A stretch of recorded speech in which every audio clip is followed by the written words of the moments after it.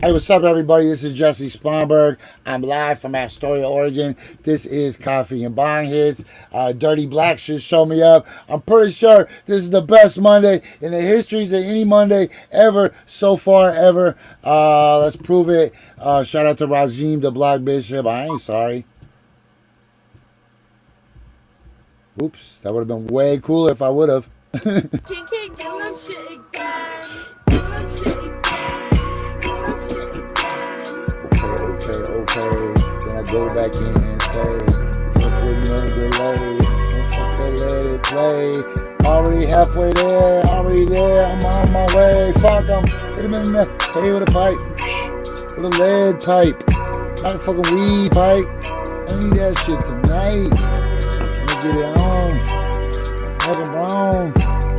Dunk on your motherfucking mom like bitch I was LeBron. I don't gotta shoot, I got shooters. I know I'm cooler than the cooler. I know this way you get your alcohol. I know that I'm out of all of my niggas is savages. Meet up the opponents with scavengers. I know that the bag got passengers. I love Jesus Christ and Bible passages. Girl so fly she have a murder. She love the match like murder. And the boss like a liquor Irvin. Should've kept it clean with the detergent. Watch the shit, I done let the cat up out the bag. I can nigga and let the dick out the sack. Let it breathe. Get some air, baby, please. I'm already there. Decade and creamery everywhere. I represent me as a love you know affair. what? Smelling the trees, it's a buzzing here. I carry down with the team if you run prepared. Hey, this is my style. I do it to get some attention. Hey, the crowd going wild, so I guess I'ma keep on spitting.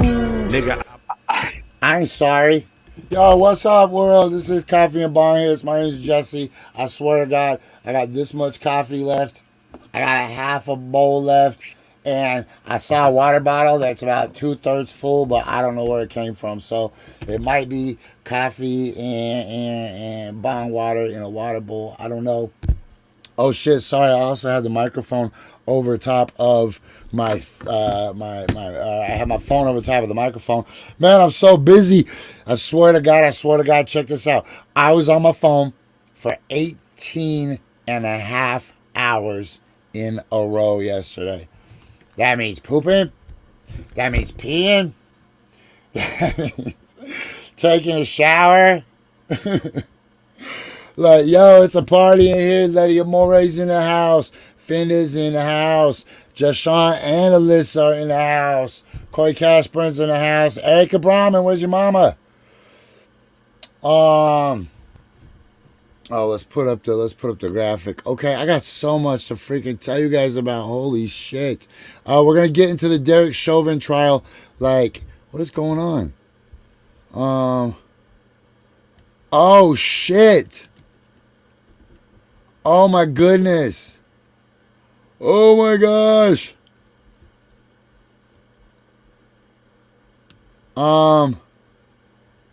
Wow.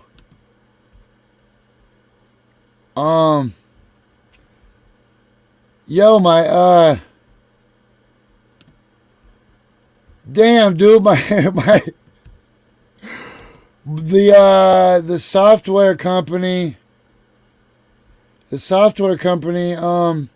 look at the logo. Do you see the logo?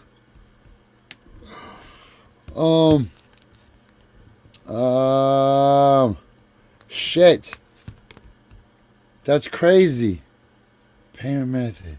Billing info. Oh my goodness. Okay, hold on. Payment method edit. Wow, what a crazy show. I gotta actually pay my bill right here on the show. Okay, you know I always talk out loud when I do everything, but not right now.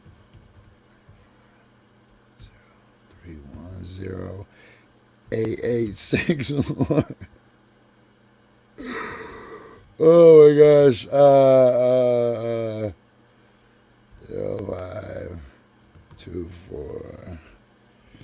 And that. And oh shit. I don't remember my zip code. Come on. Are we cool? Okay, plan. Okay, hold on, everybody. This is so crazy. If I had a boss, he would probably fire me right now. He would probably be like, "You piece of crap." Wow. Okay, so. Okay, I just fixed that, updated that. That was a little weird. Sorry to everybody that did that. And if you saw the StreamYard logo, wow, that was crazy. They fixed it in 1 second. They're like, "Pay us, fool." They held my logo ransom. They're like, "We're not putting a logo up. We're not putting a logo up until you give us $25. I'm sorry. I had the auto pay set up. I told you guys I ran out of money last week for a minute right before the Kudokin. We spent everything in that Kudokin. That's yo, what's up, Adam? It was a duck logo. There was a picture of a duck. Look, now we're gonna just throw up all the logos. What do you know about that? What do you know about this? We'll just keep Wolf Blitzer up there for a while. This is Coffee. This is Coffee and Bong Hits with Wolf Blitzer. We're now going to go live to live coverage of the Derek Chauvin trial. We're going to pick up Unicorn Riot's video. Bless their heart for sharing with us. I appreciate that. I do. And so there isn't much more to add to what's going on. I'm sure the whole world knows what's up. Let's just go right to it.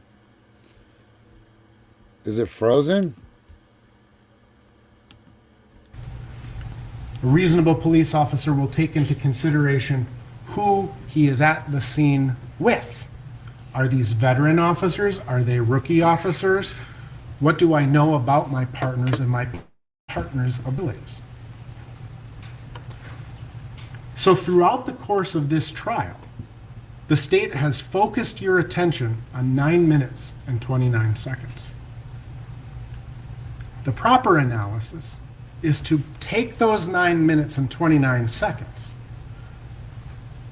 and put it into the context of the totality of the circumstances that a reasonable police officer would know. And the proper analysis starts with, what did the officers, or what would a reasonable officer know at the time of dispatch? Well, these are records that are kept. They've been introduced. You can look at them. This is Exhibit 151. This is the computer-aided dispatch report. You heard the testimony of Jenna Scurry, the 911 dispatcher.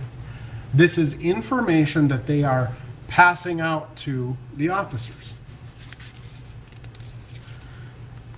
You will see that the initial information that a police officer has in his squad car, looking at his computer or hearing over the radio, was that on May 25th, 2020, at 20:02:13, so that's 8:02:13, a business, Cup Foods, who police officers have obligation to respond to these calls, whether it be from a person or a business, but a citizen of the state of Minnesota, Minneapolis, runs a business, and they called for assistance. And they told the officers, the reporting party, there is a male who provided a counterfeit bill to the business. He's 6 feet tall or higher. He's sitting on top of a blue Mercedes ML320 SUV. The license plates also appears this subject is under the influence. So the analysis of what a reasonable police officer would know in this circumstance is that a business is requesting its help. The suspect is still there. He's large, and he's possibly under the influence of alcohol or something else. So the analysis begins at 8:02 and 13 seconds.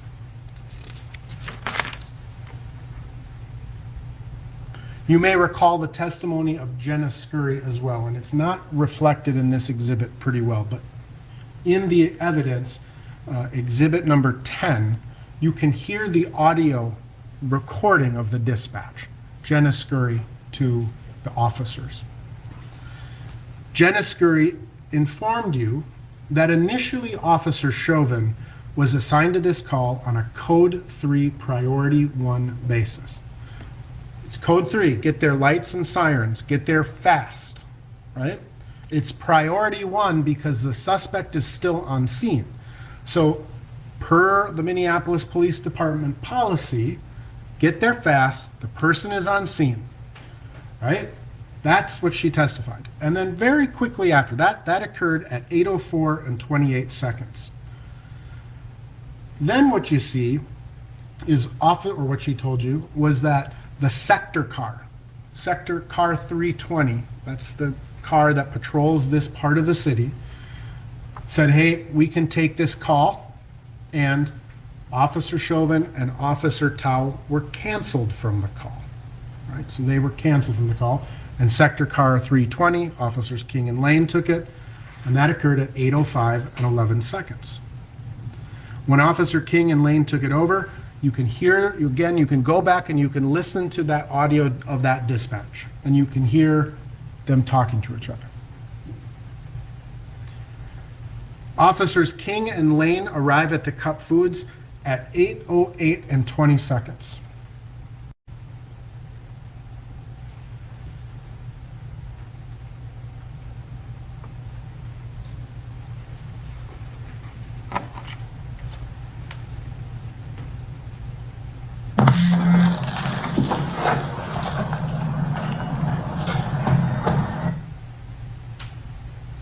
So now we see police officers responding. They're on scene at 8:08. Both Jenna Scurry and Peter Chang described that during the course of the interaction between the initial interaction between Officers King and Lane and Mr. Floyd, through dispatch, they heard what sounded like the sounds of a struggle. Jenna Scurry described she's trained to listen. She heard these sounds of a struggle, and she aired out on her own. Other officers need to respond, Code 3, to assist Officers King and Lane, right? So a reasonable police officer, he's going emergent to a scene. He gets canceled from the scene. He's now being told that other officers need assistance, and step it up, get there fast. So you can see again, based on the records, that at 8:10:08, 20:10:08, backed up 320 with 330. So now 330 is Officer Chauvin and Tao. They're backing up Officer King and Lane. And you can see Peter Chang respond at 8:10 and 21 seconds. You hear 320 taking one out. So that means they're removing someone from the vehicle at 8:11:02. The scene is ultimately C4, Code 4, all clear at 20:12:21. So literally, this demonstrates to you a couple of things. How quickly a situation can change from second to second, minute to minute. They went from get there fast, back off. Get there faster because someone needs help. It's clear. The situation is dynamic and it's fluid. They're provided with information that an officer needs assistance. They testified about the sound of a struggle, right? And if you recall, Sergeant Steiger specifically said all of this information would be known to a reasonable police officer. And it goes into and factors into the reasonableness of the use of force. Ultimately, Officer Chauvin and Officer Tao arrive at Cup Foods.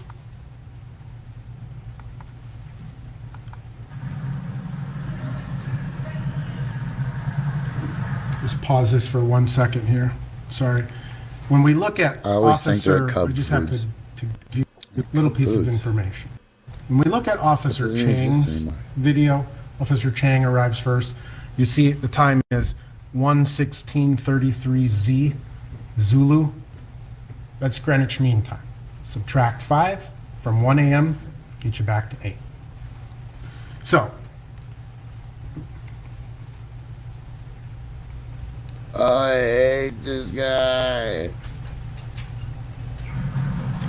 Officer Chauvin and Officer Lane pull up. 8:16.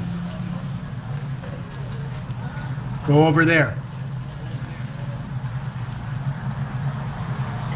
He's getting her now and trying to get us right. Okay, just stay put, all right? I don't want anybody near his car.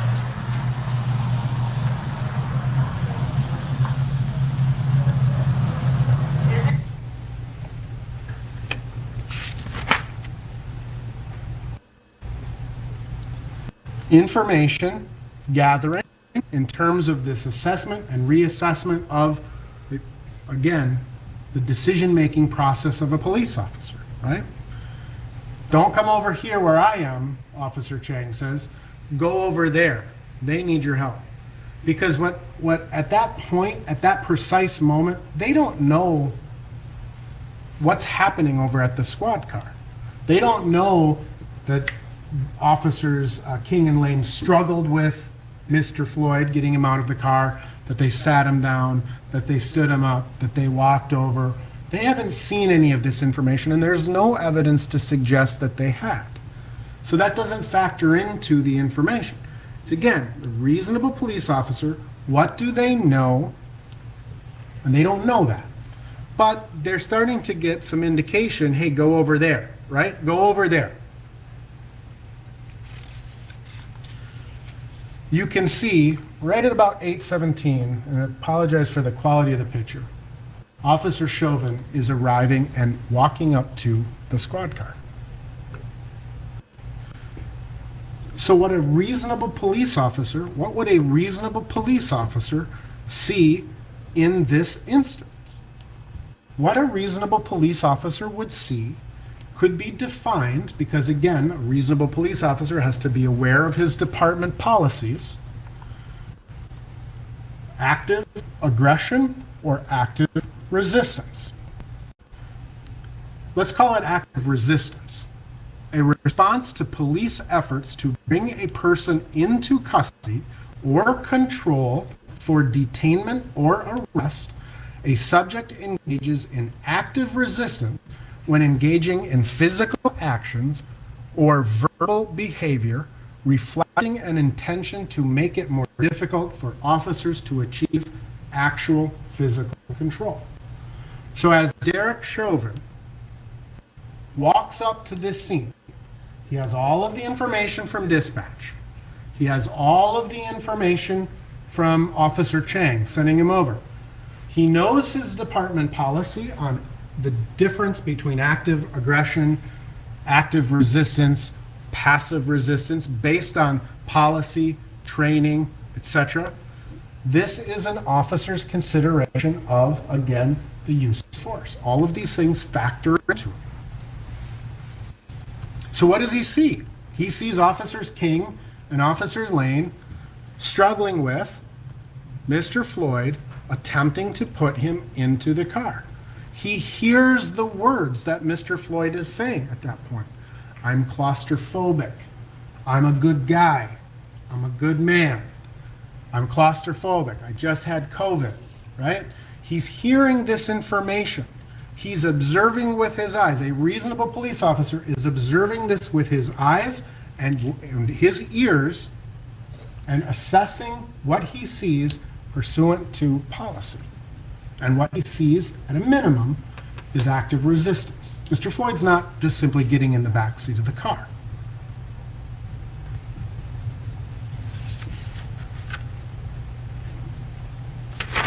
So let's watch. What does Officer Chauvin see when he walks up? This is from his body camera from 8:17 and 21 seconds to 8:18 and 15 seconds. Just shy of a minute. You can't win. I'm not trying to win. Go get in the car. Go get in the car. He know it. He know it through his officer. Y'all hear me? Don't do me like that, man. Please. Okay, can I talk to you, please? So you get in this car. We can talk. I am claustrophobic. I'm claustrophobic, man. Working with me. God, I'm claustrophobic right now, man. Get in the front, please. No, you're not in the front. I'm claustrophobic. Get in the car. Okay? I'm not a bad guy, man. Get in the car. I'm not a bad guy. You ain't gonna win. Oh, man. Please, officer. Please, man. Please, man. Please. Hold him in. You take the seat. Hold him in. I can't choke. I can't breathe, officer. Please.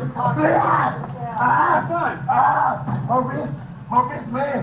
I can't take that, man. By 8:18 and 15 seconds, Officer Chauvin has not laid a finger on Mr. Floyd, but he's observing. And a reasonable police officer is doing this. He walks onto a scene. He sees active resistance occurring, potentially active aggression occurring. He has two other officers. He has not intervened. But again, based on the policies and the training that you have seen, what were his options available to him at that time? If a person is actively resistant in the center, distraction techniques, controlled takedowns, conscious neck restraints. Can you clear that? Right. These are options available to Mr. Chauvin at this point. He has, per his training, these techniques at his disposal.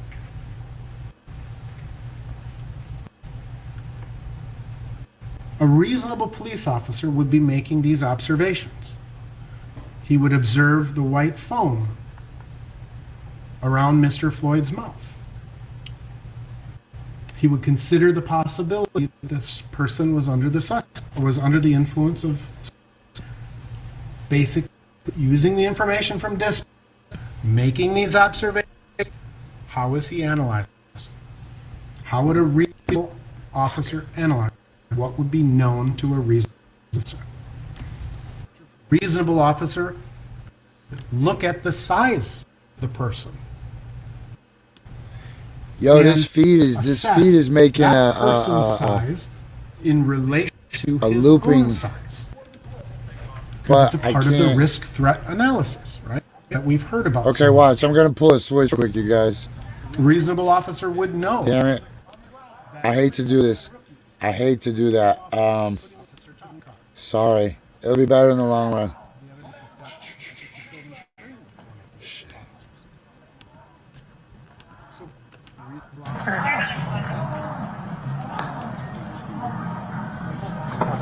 You going down?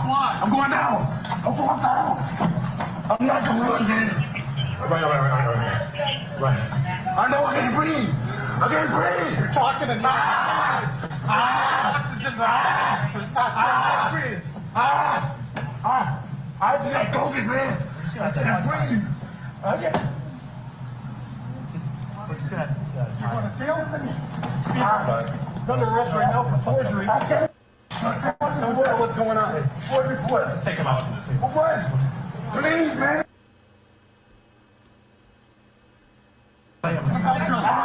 Yeah, just On the ground.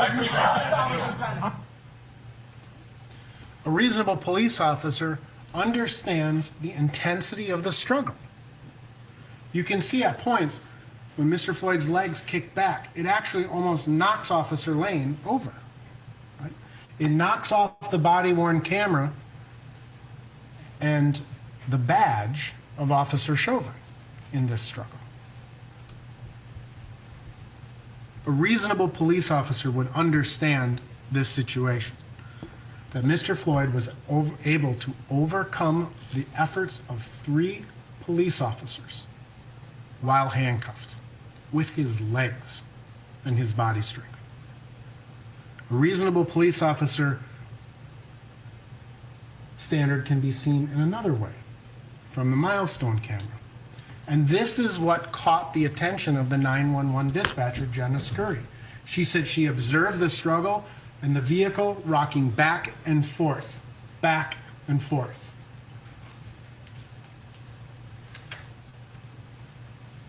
Watch the vehicle.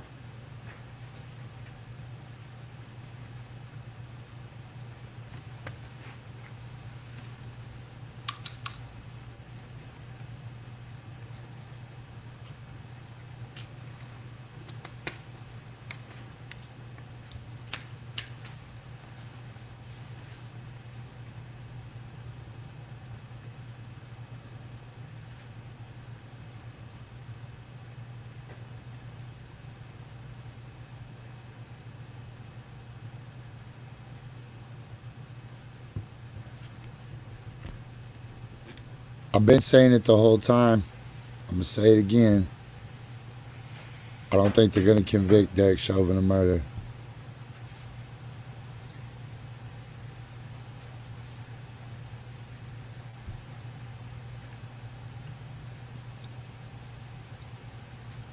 There's just too many things that George Floyd did that made him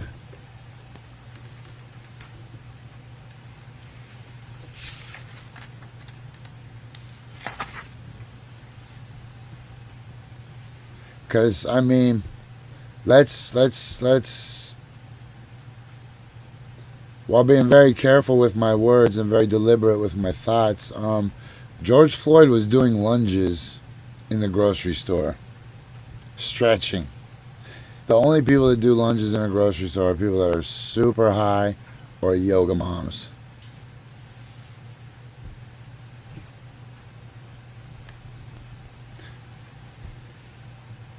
All the defense needs to do is raise the benefit of the doubt. If they don't convince every juror, then it'll be declared a mistrial. Reasonable police officers will consider their training, right? And before we talk about the training again, there's something that I think is really important to understand. Two things, actually, at this moment. I would hate for this guy to win Not anything. a single use of force expert that testified. Not a single police officer who testified said that anything up until this point was unlawful or unreasonable. It was reasonable for these officers to put them into Mr. Floyd into the squad car. It was reasonable. The efforts that they took to overcome his resistance were reasonable.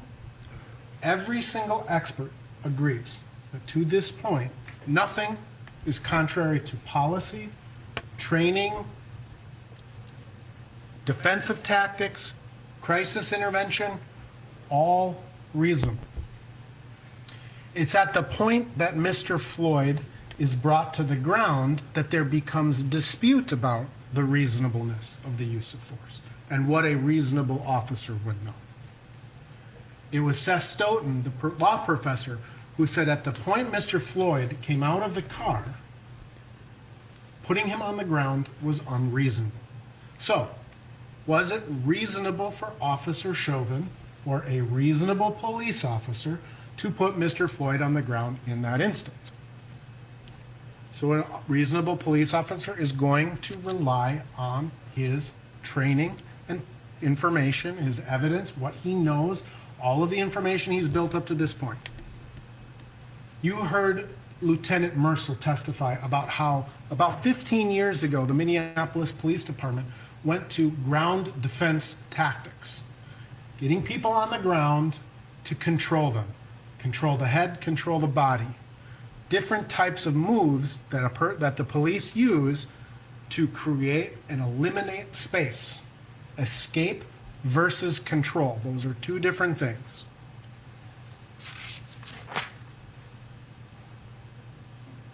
These are the tactics that have been employed by the Minneapolis Police Department for 15 years. Why? Because it's safer for the officers and it's safer for the suspects. It keeps people contained, controlled, and confined until they no longer are resisting.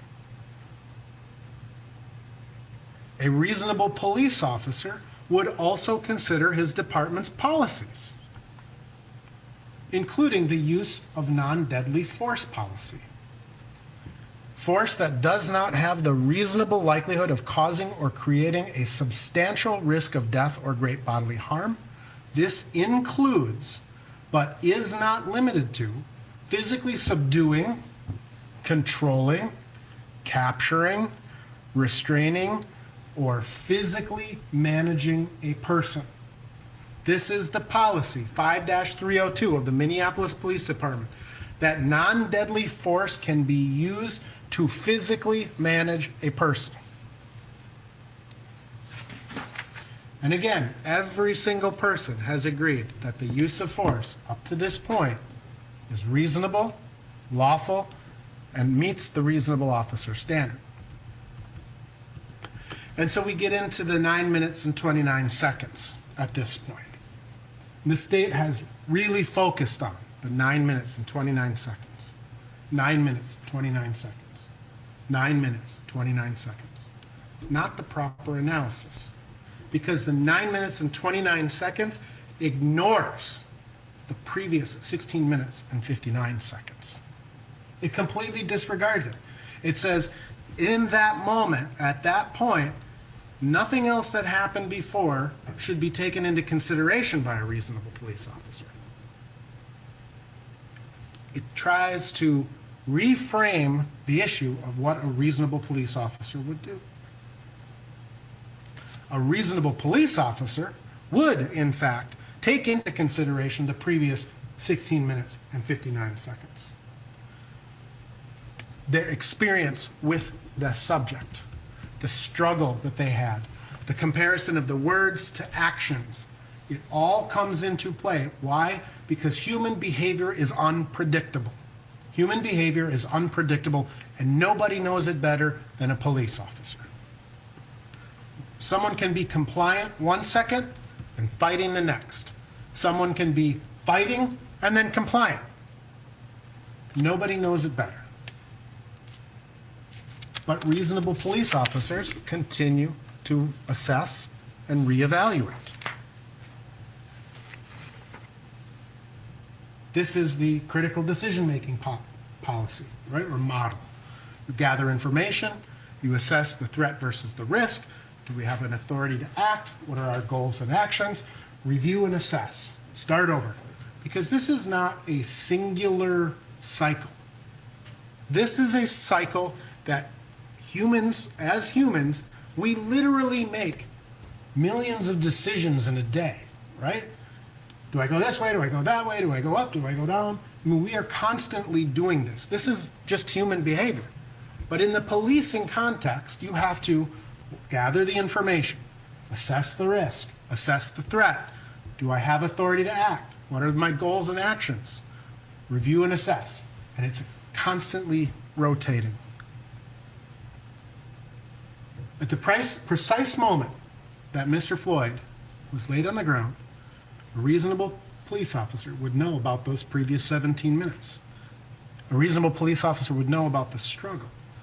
A reasonable police officer would consider the suspect's reactions to the previous use of force. A reasonable police officer would continue this process of reassessment. And a reasonable police officer would consider whether to use an additional force to overcome the suspect's level of resistance, right? So 9 minutes and 29 seconds.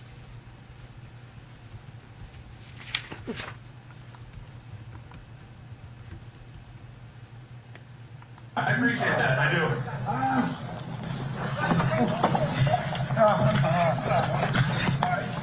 You got your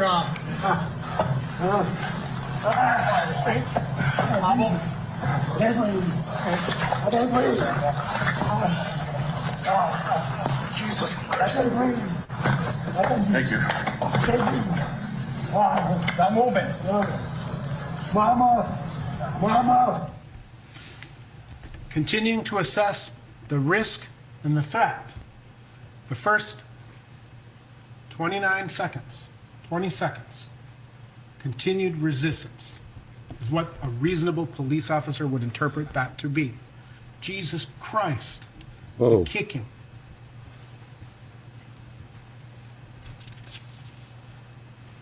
A reasonable police officer would consider, should we elevate the use of force as we meet this threat? And that's precisely what these officers did. They discussed using the MRT, the hobble. Oh, man. There you go. You're doing a lot of Mama, I love you. We're calling for your I can't do nothing. Yeah, your message on the way. My face is gone. Well, do you want to hop on at this point then? I can't breathe, man. Please. Please let me stand. Please, man, I can't breathe. They're discussing, should we use the hobble? Should we elevate our use of force? A reasonable officer would continue to evaluate whether the suspect is under the influence. Precisely what these officers did in this 9 minutes and 29 seconds. Look at it. The park's still sitting on the car there. Look at my face, man. I'm trying to fight him. Get out of the car. I ain't keeping this real. Please. Please. Two other people with him. Please, please. Hey guys, Please, man. Please. Mama. On a weed pipe on him, there might be Mama. something, so there might be like. I can't. I'm big. Is that the All right. shaking of the eyes, right? Is PCP? My knee. My neck. Or their eyes like shaking I'm back through. and forth like that? I'm through.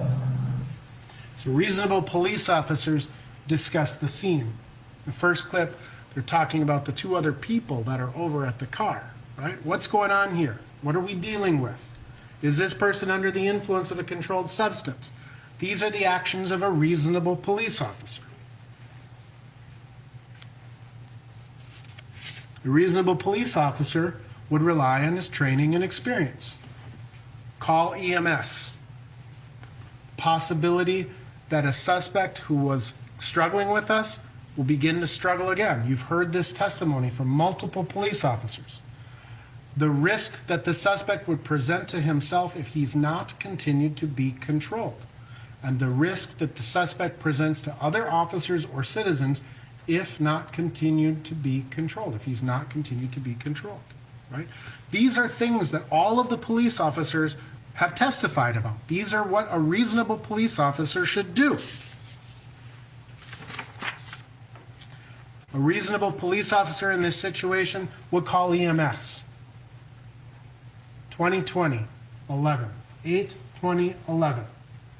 Within a minute of the struggle, EMS code 2 for a mouth injury, right?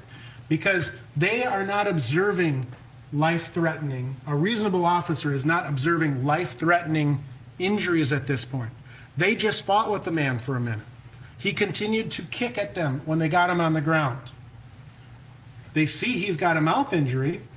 We need EMS. So a reasonable police officer would evaluate the injuries of the suspect, compare words and actions, and respond by calling EMS, non-emergency.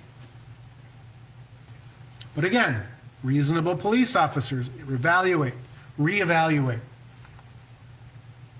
2021, 8/21, 1 minute and 24 seconds later. We need EMS here faster.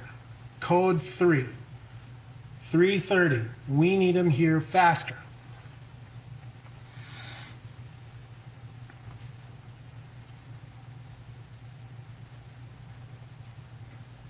A reasonable police officer would take into consideration the anticipated time of a emergent response. You heard from Genevieve Hansen, there's a firehouse a few blocks away, and she would have expected EMS to be there within minutes. 3 minutes is what she said.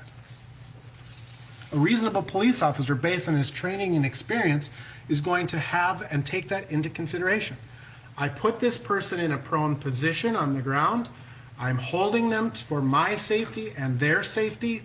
I'm expecting someone to be here within 3 minutes to help this person. I have called for that help.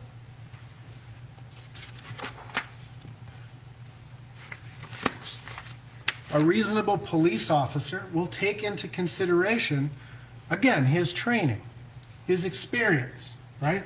Lieutenant Mercel talked about, and many people talked about, many of the officers talked about how it is not uncommon for suspects to feign or pretend to have a medical emergency to avoid being arrested. Unfortunately, that is the reality. Nobody likes to get arrested, and reasonable police officers know that.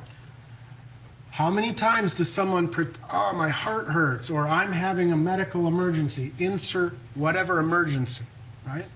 Simply because they don't want to go to jail. A reasonable police officer will take his training into experience. And you heard Lieutenant Mercil specifically say that when someone says that they can't breathe, but they are talking, if they're talking, it means they're breathing, right? If they're talking, it means they're breathing. And again, compare that to the testimony of Dr. Tobin, who told you that same thing. That is true. If you are talking, you are breathing. It doesn't mean effectively. And Dr. Tobin described how even medical doctors have problems sometimes assessing the legitimacy of a patient's needs relevant to their respiratory processes because they're saying, I can't breathe. And some doctors confuse it for just anxiety or this or that. So if medical doctors make these mistakes, Dr. Tobin told you it provides a false sense of security, right? Lieutenant Mercil told you that that is what is said among police officers. He's the trainer. So how many times do we hear an officer say, based on his training and experience, if you can breathe, you can talk. If you can talk, you can breathe. Excuse me. I counted 7. I can't choke. I can't breathe, Bobby. Please. You're talking. Sit down. Fine. Bobby.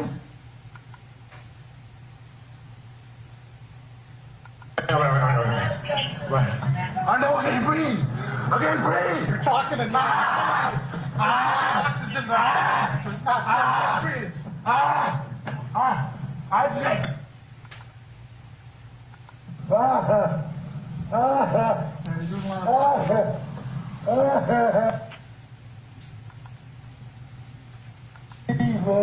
Relax. I can't breathe. You're doing fine. You're talking fine. I can't breathe. I can't breathe. Please. I can't breathe. Talking. They will kill me. They will kill me, man. Takes a heck of a lot of oxygen. Come on, man. Reasonable police officers, again, are trained and take into consideration a person's actions relevant to their words, their training, their experience. Takes a lot of oxygen to talk. Takes a lot of oxygen. You're breathing fine if you can talk. I can't breathe. He's talking, so he's fine. Okay. We tried that for 10.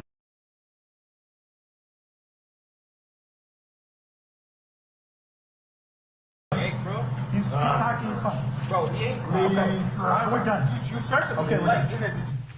Reasonable police officers will take into consideration their training and experience on excited delirium, and they will analyze it within the context of this case. On my side.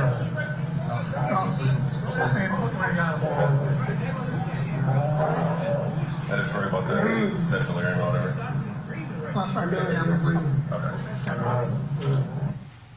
I worry about the excited or delirium or whatever. That's why we have EMS coming. It's not just leave them here. It's we have EMS coming, and this is why we have EMS coming. Reasonable police officers, throughout the course of a control technique, will continue to assess the level of resistance. Remember what Lieutenant Johnny Mercil said. Simply because a person isn't kicking at you or punching at you or biting at you, it does not mean that you can't control them physically with your body weight.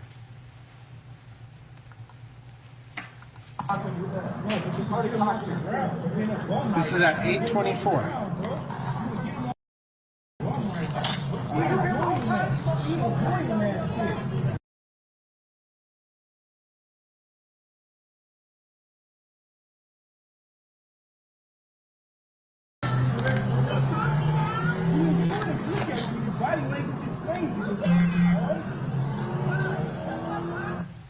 This is the point where Dr. Tobin testified that Mr. Floyd had an anoxic seizure, right?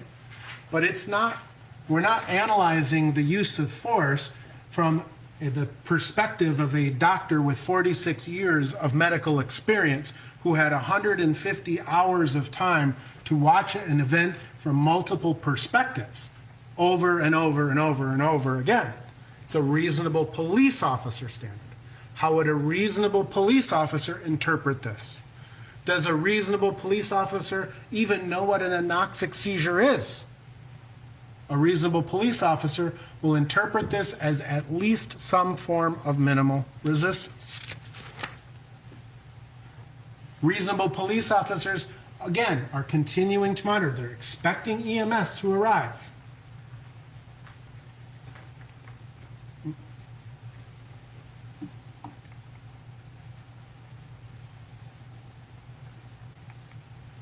Bro, but you're probably come off the ground. But then that's wrong right now. You get him off the ground, bro. You can get him off the ground, you get him wrong.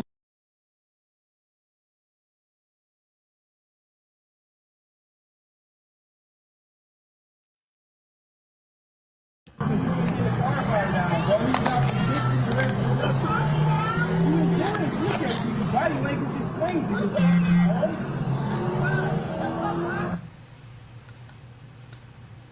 Non-deadly force is included. It includes, but it is not limited to, physically subduing, controlling, capturing, restraining, or physically managing a person. These are the policies of the Minneapolis Police Department. Reasonable police officers, again, continue to monitor. See if he's breathing.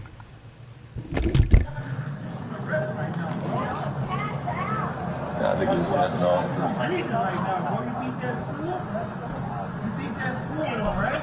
Just all that the police is available if you could start for an assault at next door to 2313 Washington Street. Yeah, I mean, my knee might be a little scratched. I'll survive it.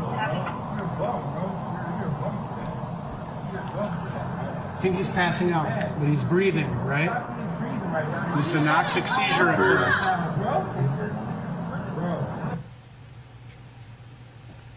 Reasonable police officers are building and basing their decisions based on all of these factors coming in at multiple times, including the bystanders, right? Call them a crowd, call them onlookers, call them bystanders. It doesn't matter what term you use for the people that gather to watch what police do. Reasonable police officers are cognizant of and aware of their surroundings. And before I really kind of start talking about the crowd in some limited detail, I have thought a lot during the course of this trial about the difference between perspective and perception. Perspective and perception are two distinct concepts. Perspective is the angle at which you see something. It's your perspective. Perception is how you interpret what it is that you see. I've thought about this a lot during the course of this trial because this situation here in the courtroom is incredibly unique, right? It's not the normal setup for a jury trial. So my perspective through the course of this trial, sitting in this chair, is that I cannot see 4 of the jurors. Very limited opportunity to observe the jurors. They probably can't see me either. Several of the jurors I have a very good view of. 4 of the jurors I don't, and obstructed views of others. My perspective sitting in this chair when witnesses, there's a camera blocking the head. So in order for me to see the witness, I have to roll all the way over to the other side. Then I have to look through the plexiglass that has these large reflecting lights. Right? Things block your perspective. Things can affect your perspective. But your perception is how you interpret what it is you see and what it is you experience. And that is our life, right? This is our experiences. These are the things that make us who we are. 3 people in this trial went to the same high school. Me, Darnella Frazier, and Chief Arredondo. We all went to the same high school, obviously at different times. My experience, Chief Arredondo's experience, Darnella Frazier's experience, all based on, we had the same perspective, sat in the same classrooms, saw the same chalkboards or whiteboards, the same perspective, but our perception of our experiences there is going to be much different. Ultimately, at the end of the case, when we're done with these arguments, the court will instruct you on how to deal with these biases and the perception issues. The court's final instructions will guide you to try to recognize your biases, recognize them, what we bring to the table, and analyze the evidence from the perspective of the evidence itself. So let's look at this incident on May 25th from the perspectives and perceptions of simply just 4 of the bystanders, right? Charles McMillan, 61 years old, 3rd grade in education, grew up in the South. He described himself as a curious guy. He likes to know what's going on in his neighborhood, so he stops and he checks things out, right? His perspective, he's the first one who's dealing with these guys. He has more information because he sees the entirety of the situation. But his perception of the event is affected by his life's experiences. At the end of the night, ultimately what he said to Officer Chauvin was, "I hope you get home safely," because that's what he says to police officers every night. Can you advise the fire department if they're still with you, they need to go to 36th Park to assist with the seizure? But I do respect you. All right, that's one person's opinion. But no, I gotta get him. We gotta control this guy because he's a sizable guy. Yeah, and I tried to get in the car. Looks like he's coming on something.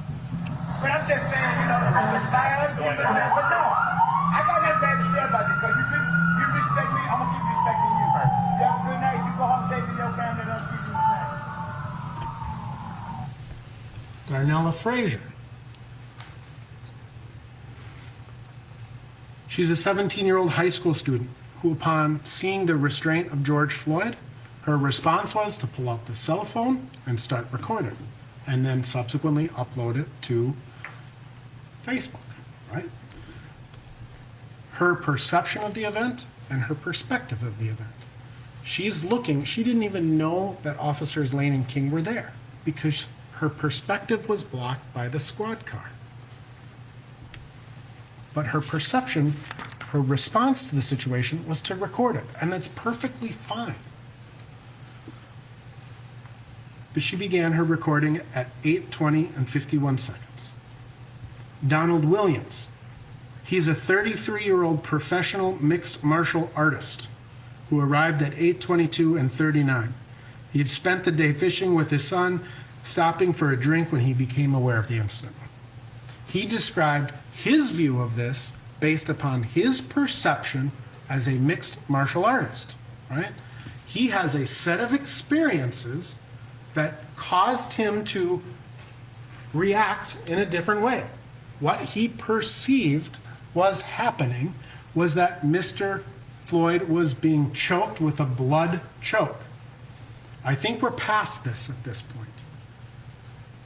The paramedic reached in, touched the carotid artery. To have a person rendered unconscious through a choke requires the blockage of both carotid arteries. This was not a neck restraint. This was not a chokehold. He was upset.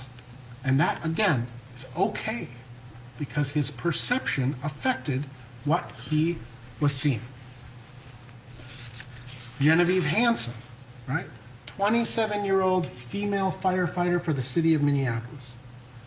She testified that when she walked into the scene, she described the crowd as upset. She said, "I walked into an upset crowd." She said that the other voices distracted me from getting the officer's attention. And she testified, again, based on her perspective. that Officer Chauvin appeared to have his hand in his pocket. She observed what she believed to be blood on the from Mr. Floyd's face being pressed into the pavement. She observed fluid coming from Mr. Floyd's body that she presumed to be urine. She testified that nobody ever told her that EMS or an ambulance was on the way. She asked about, when I asked her about the response time she would have expected, 3 minutes. When I told her that paramedics had been called about 5 minutes prior to her arriving on scene, no way, because her perception is 3 minutes. But when you look at the things that Miss Hansen saw, whether it be from her perspective or her perception, there can always be more to the story. The blood coming from Mr. Floyd's nose was why they called EMS in the first place. You've seen the pictures. He injured his nose during the struggle, or his face during the struggle in the squad car.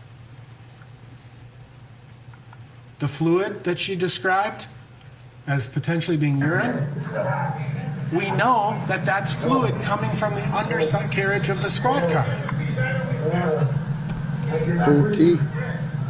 Hoopty, yeah, squad car. Officer Chauvin specifically told her an ambulance was coming when she first came on scene. Don't come over here.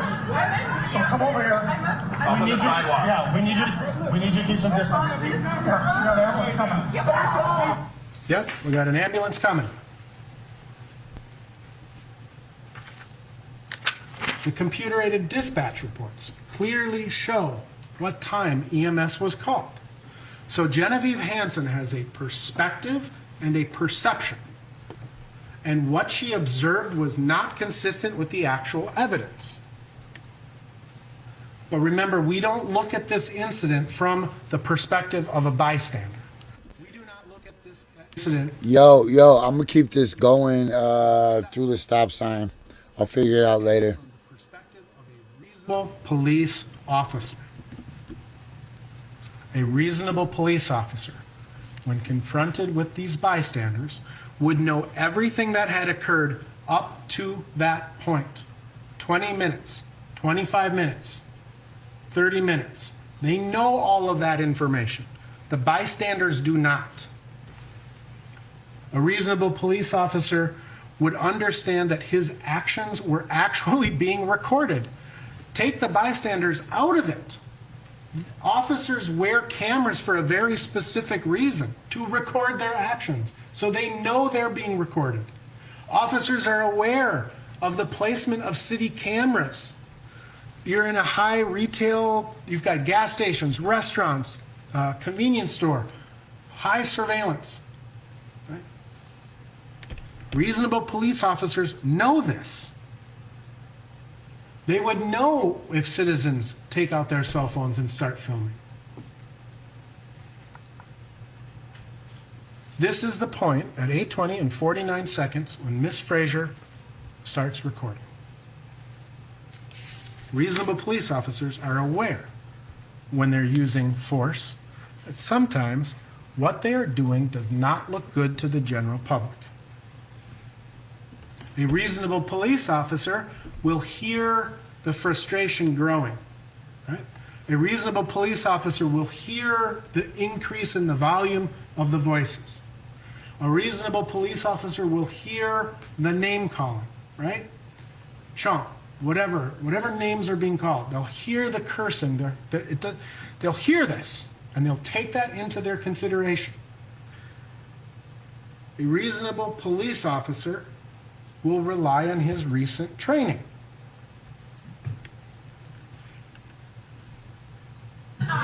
Excuse me. A reasonable police officer will hear what I'll come back to the training. A reasonable police officer will hear what the crowd is saying. He will compare his actions to what they are saying, and he will determine, I know I'm being recorded, right? I know I'm being recorded. They're saying that I'm doing something that's awful looking. Am I doing this? Right. put him in the car.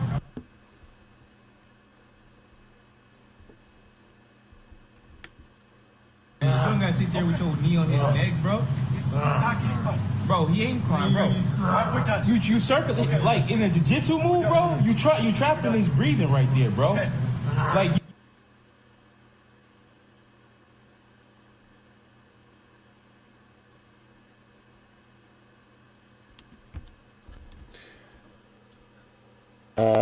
It's their audio that keeps cutting out, not mine. Bro, but you can get him off the ground. You been a bum right now. You can get him off the ground, bro. You can get him off the ground. You been a bum. So, like I said, we're gonna run through the stop sign. This guy probably, I don't know, maybe he'll talk another half hour at the most. You can see Officer Chauvin's body language tells us a lot, right? That's what we just heard. Looking down, looking up, looking around, looking down, looking over, looking around. He's comparing a reasonable police officer. He's doing what a reasonable police officer would do. He's comparing his actions, his own actions, in response to what the crowd is saying. A reasonable police officer, again, will rely on his training. 2020, March of 2020, tactics of a crowd. Never underestimate a crowd's potential. Most crowds are compliant. Crowds are very dynamic creatures and can change rapidly. A crowd may contain elements of several types of groups. Now, I acknowledge that this is in dealing with massive crowds, protests and things of that nature. These are the tactics, but you never underestimate a crowd's potential, because a reasonable police officer has to be aware and alert to his surroundings. A reasonable police officer will consider his department's policies on crisis. And what is defined as a crisis? Crisis: an event or situation where an individual's safety and health are threatened by behavioral challenges to include mental illness, developmental disabilities, substance abuse, or overwhelming stressors. A crisis can involve an individual's perception or experience of an event or situation as an intolerable difficulty that exceeds the individual's current resources and coping mechanisms, and may include unusual stress in his or her life that renders him or her unable to function as he or she normally would. The crisis may not necessarily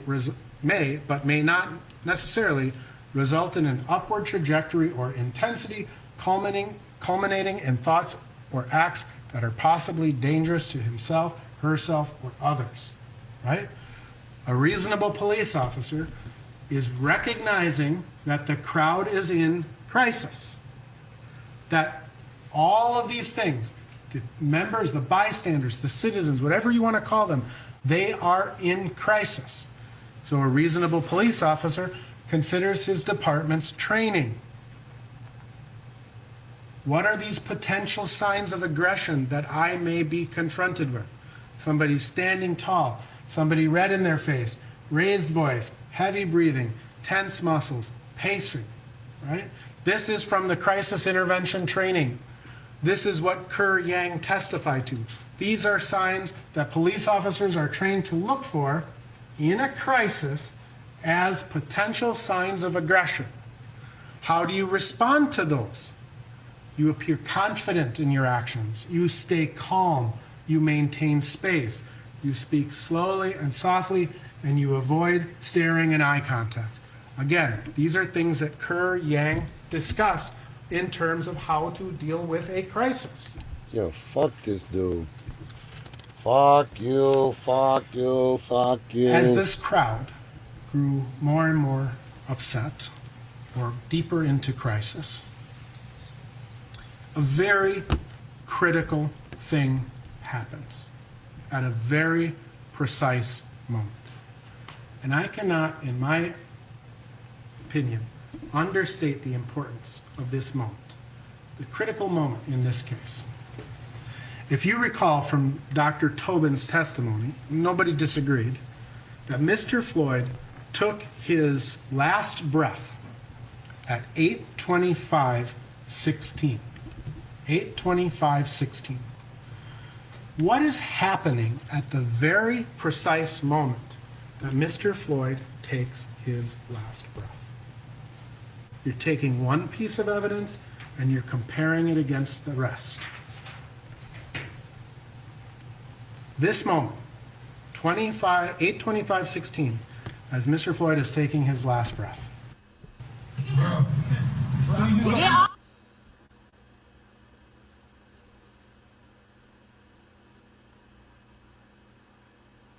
That's not my audio that's cutting out. Get over here. No, first of all. Bro, look, well, you can check on him. He's not responsive right now. He's not responsive. Look at him. Get off the street. He's not responsive right now. He's not responsive right now. He's not responsive. Three things happen. Mr. Floyd takes his last breath. You see Officer Chauvin's reaction to the crowd is to pull his mace and shake it.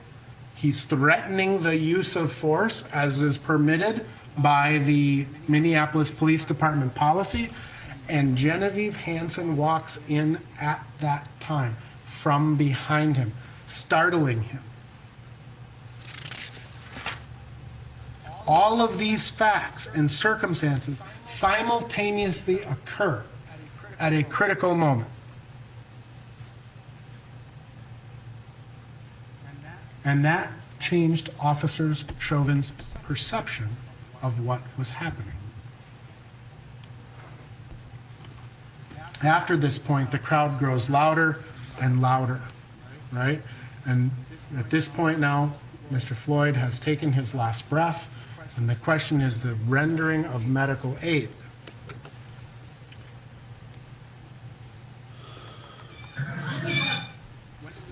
When do we stop CPR according to the Minneapolis Police Department's policy?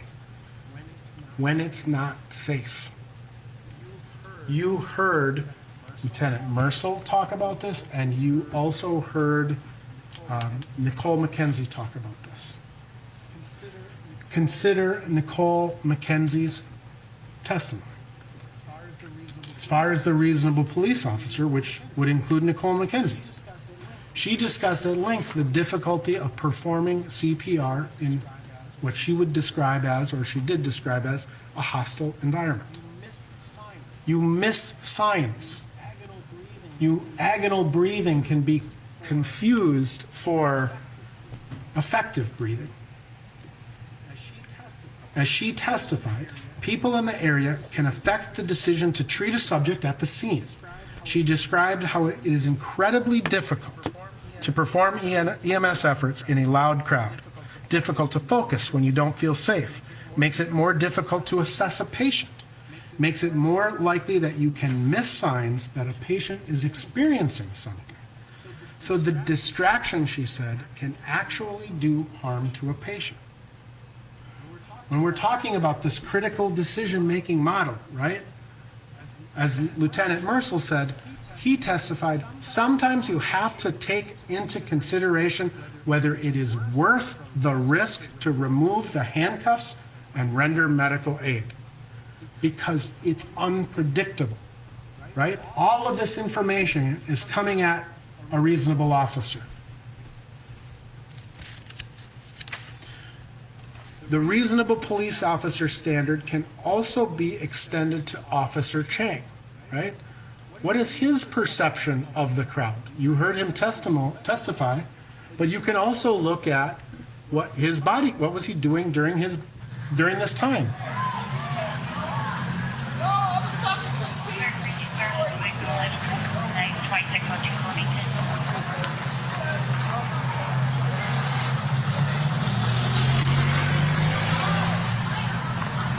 Yolanda.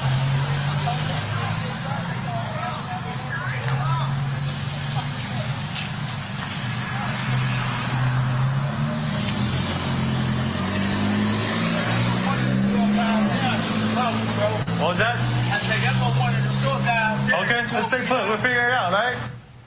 Right? You've got Officer Chang pacing, turning around 360 degrees, right? His attention is focused on what's happening with the crowd, but he also has another job, right? reasonable police officers and how they interact with the crowd is a consideration. You can also take into consideration the reactions of Shawanda Hill and Maurice Hall. They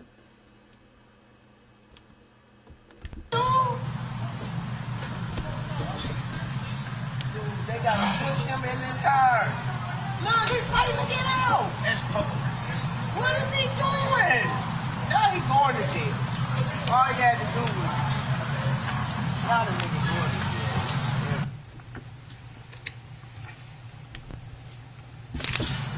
Look, they still fighting him. Hey. Oh man, what is he doing? Oh, they going all around.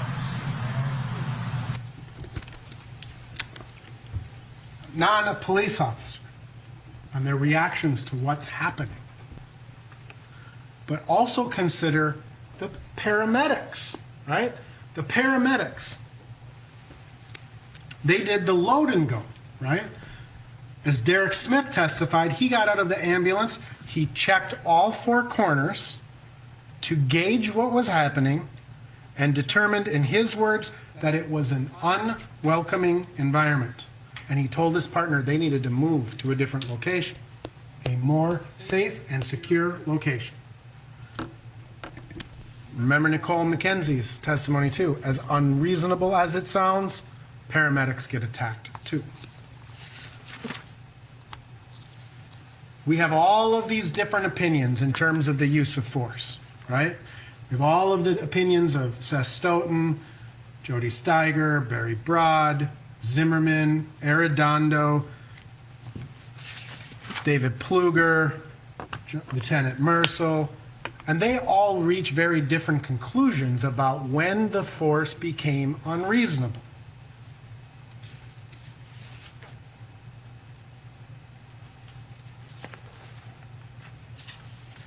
All you have to know about Barry Broad is what he was talking about is this physically managing any person. His opinion was you can use non-deadly force to physically manage a person.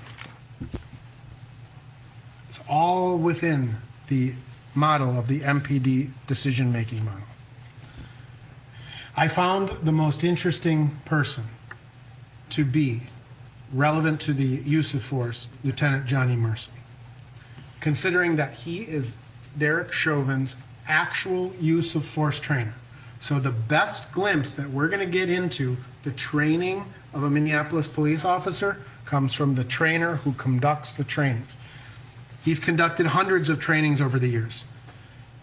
He corrected the state at certain times in terms of how strike charts don't apply to restraint techniques. He said the knee on the neck is not an unauthorized move, and it can be utilized in certain circumstances. He described using a knee on the neck and back and stated that it can be there for an extended period of time, depending on the level of resistance you get. He said that once the suspect is handcuffed, it does not necessarily mean that it is time to move your leg, because when people are handcuffed, they can thrash around and continue to be dangerous to themselves and others. He talked about the ground defense program because it's safer for both the suspect and the officer. He talked about ground defense as a form of using your weight to control a subject and therefore replacing the need to punch or strike them. He said there's no strict techniques. You need to be fluid and adapt to the circumstances. That he personally trains officers to put a knee over the shoulder, up to the base of the neck, and he described this maneuver as routinely trained by the Minneapolis Police Department. He testified that there are circumstances that an officer would need to use his weight to continue to control a subject. He recognized the concept of awful but lawful, right? Sometimes the use of force is just not that attractive. He's experienced himself arresting people who have claimed to have a medical emergency. He explained how one way people can resist is through their words. He described how someone resisting can become passive and then become resistant again, and vice versa. He discussed how officers are trained not just to focus on the subject, but also the bystanders. He trains officers that if you're fighting with a suspect, and that person then becomes compliant, it is a legitimate consideration for the continued use of force to control a subject. That if a subject overpowers more than one officer at a time, that is a legitimate consideration in the continuation of the use of force. He talked about substance abuse and how that officers are trained, right? I understand that superhuman strength is not a real phenomenon. I know there are no Supermen or Spider-Men, right? But officers are specifically trained that someone under the influence of certain types of controlled substances exhibit this behavior. They become stronger than they normally would. We've all heard the anecdotal stories of the pregnant mom lifting the car off of someone, right? It's not literally describing a superhero.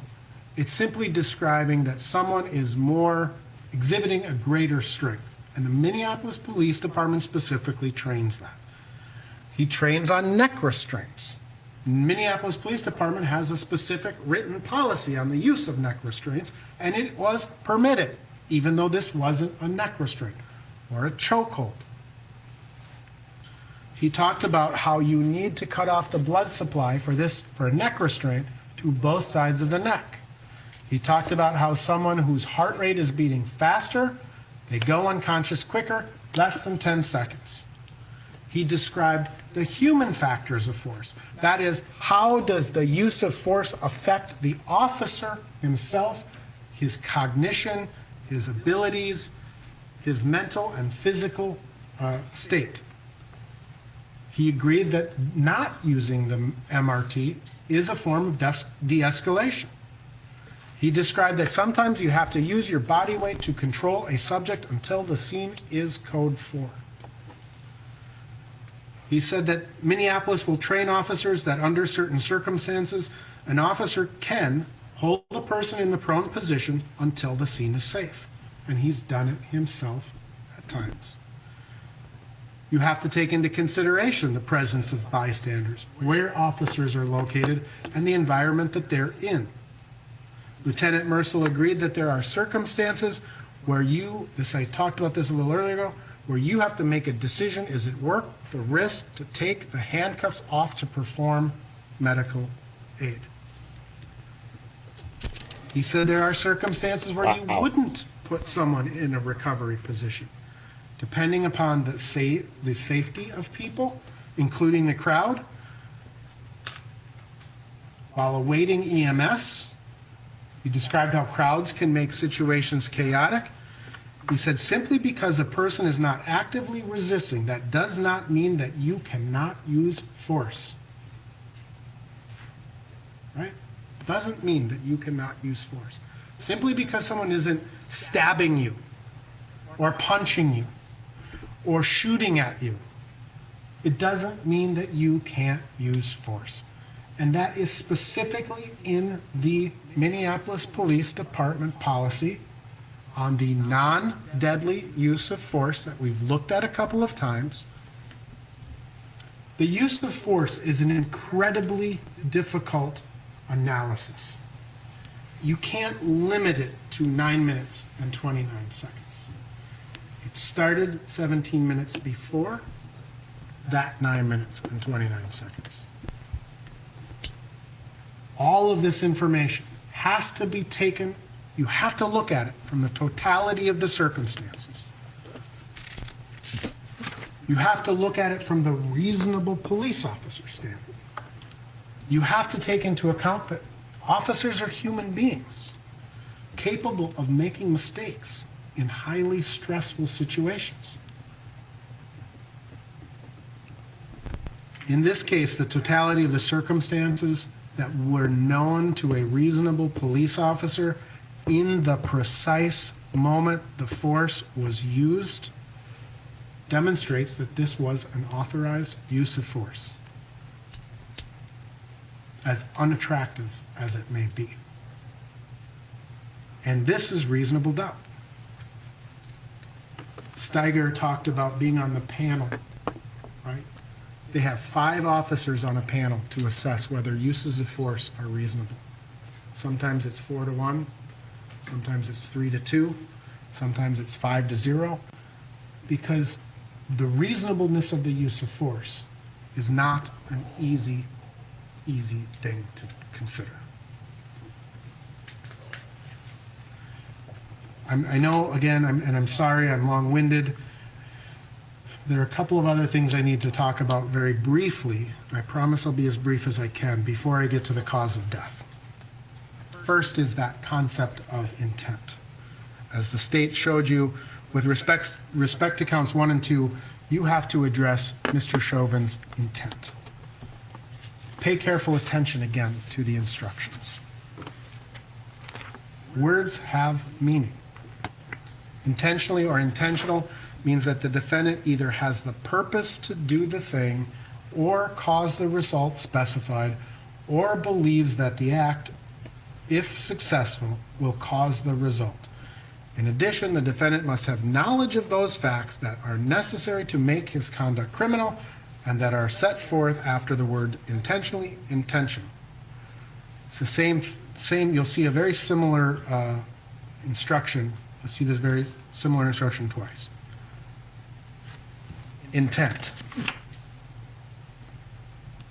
Did Officer Chauvin intentionally apply unlawful force? That's what you're being asked to decide. Did he purposefully apply unlawful force to another person? In count 2, you have to decide, did he purposely perform an act? Did he intentionally perform an act that was eminently dangerous? Right? What considerations do you have at your disposal? What pieces of evidence do you have? I'm going to try to go through these quickly.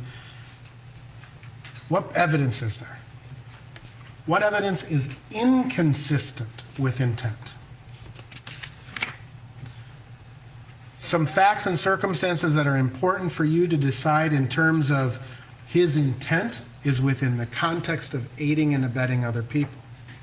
First, officers know that they are being videotaped. They know they're being videotaped by themselves. They know they're being videotaped by bystanders. They know they're being surveilled by the Minneapolis Police Department milestone camera, right? They know these things. Do you do something purposefully that you know is an unlawful use of force when you have 4 body-worn cameras immediately in the area, where you have multiple civilians videotaping you, where you know your actions are being reviewed through a city-owned camera, where there are surveillance cameras? Do people do things intentionally and purposefully when they know they're being watched? Remember, Officer Lane offered to have, when they were putting Mr. Floyd into the squad car, he said, "I'll sit with you. I'll put the window down. I'll turn on the air conditioner." Please. I'm just claustrophobic. That's it. Well, you're still going in the car.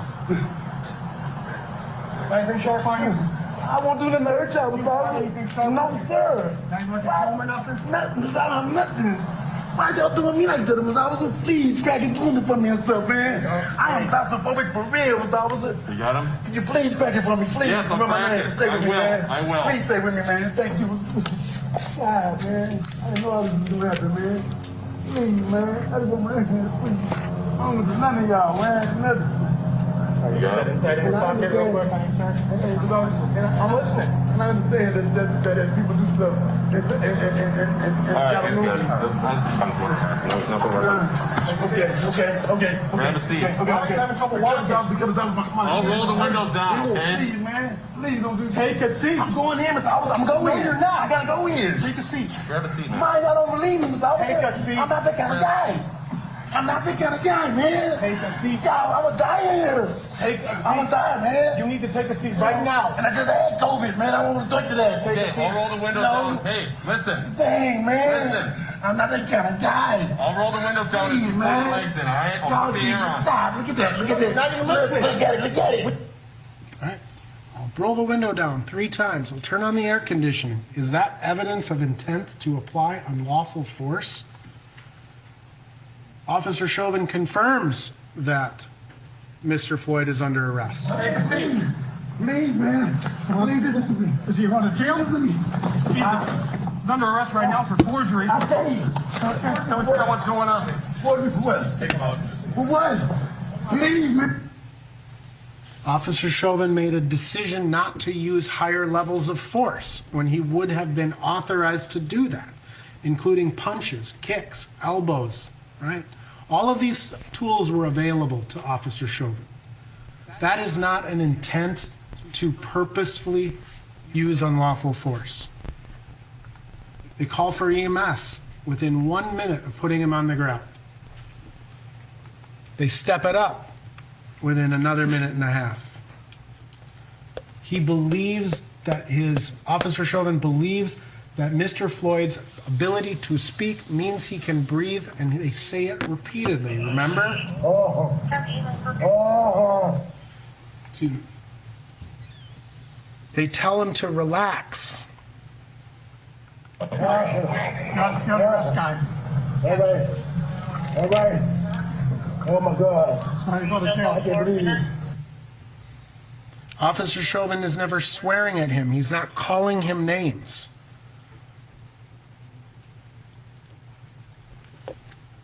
All of this stuff that we've already talked about, and I don't need to go through this again. All of this stuff that we've talked about throughout the entirety of this circumstance does not reflect an intent to purposefully, intentionally commit an unlawful use of force. All of the evidence shows that Mr. Chauvin thought he was following his training. He was, in fact, following his training. He was following Minneapolis Police Department policies. He was trained this way. It all demonstrates a lack of intent. There is absolutely no evidence that Officer Chauvin intentionally, purposefully applied unlawful force.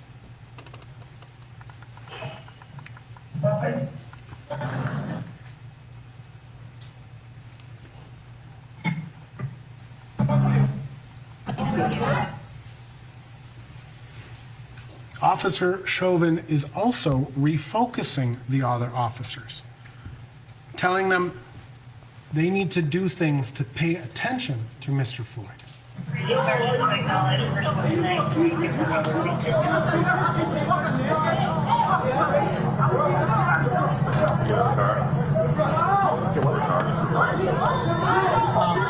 Let's get him out. Should I put his stuff in the car? No, we need to get him in the ambulance. Let's refocus, right? Officer Chauvin had no intent to purposefully use, or he did not purposefully use unlawful force. These are officers doing their job in a highly stressful situation. According to their training, according to the policies of the Minneapolis Police Department, and it's tragic. It's tragic. They go to the hospital. They perform CPR. They call their supervisors.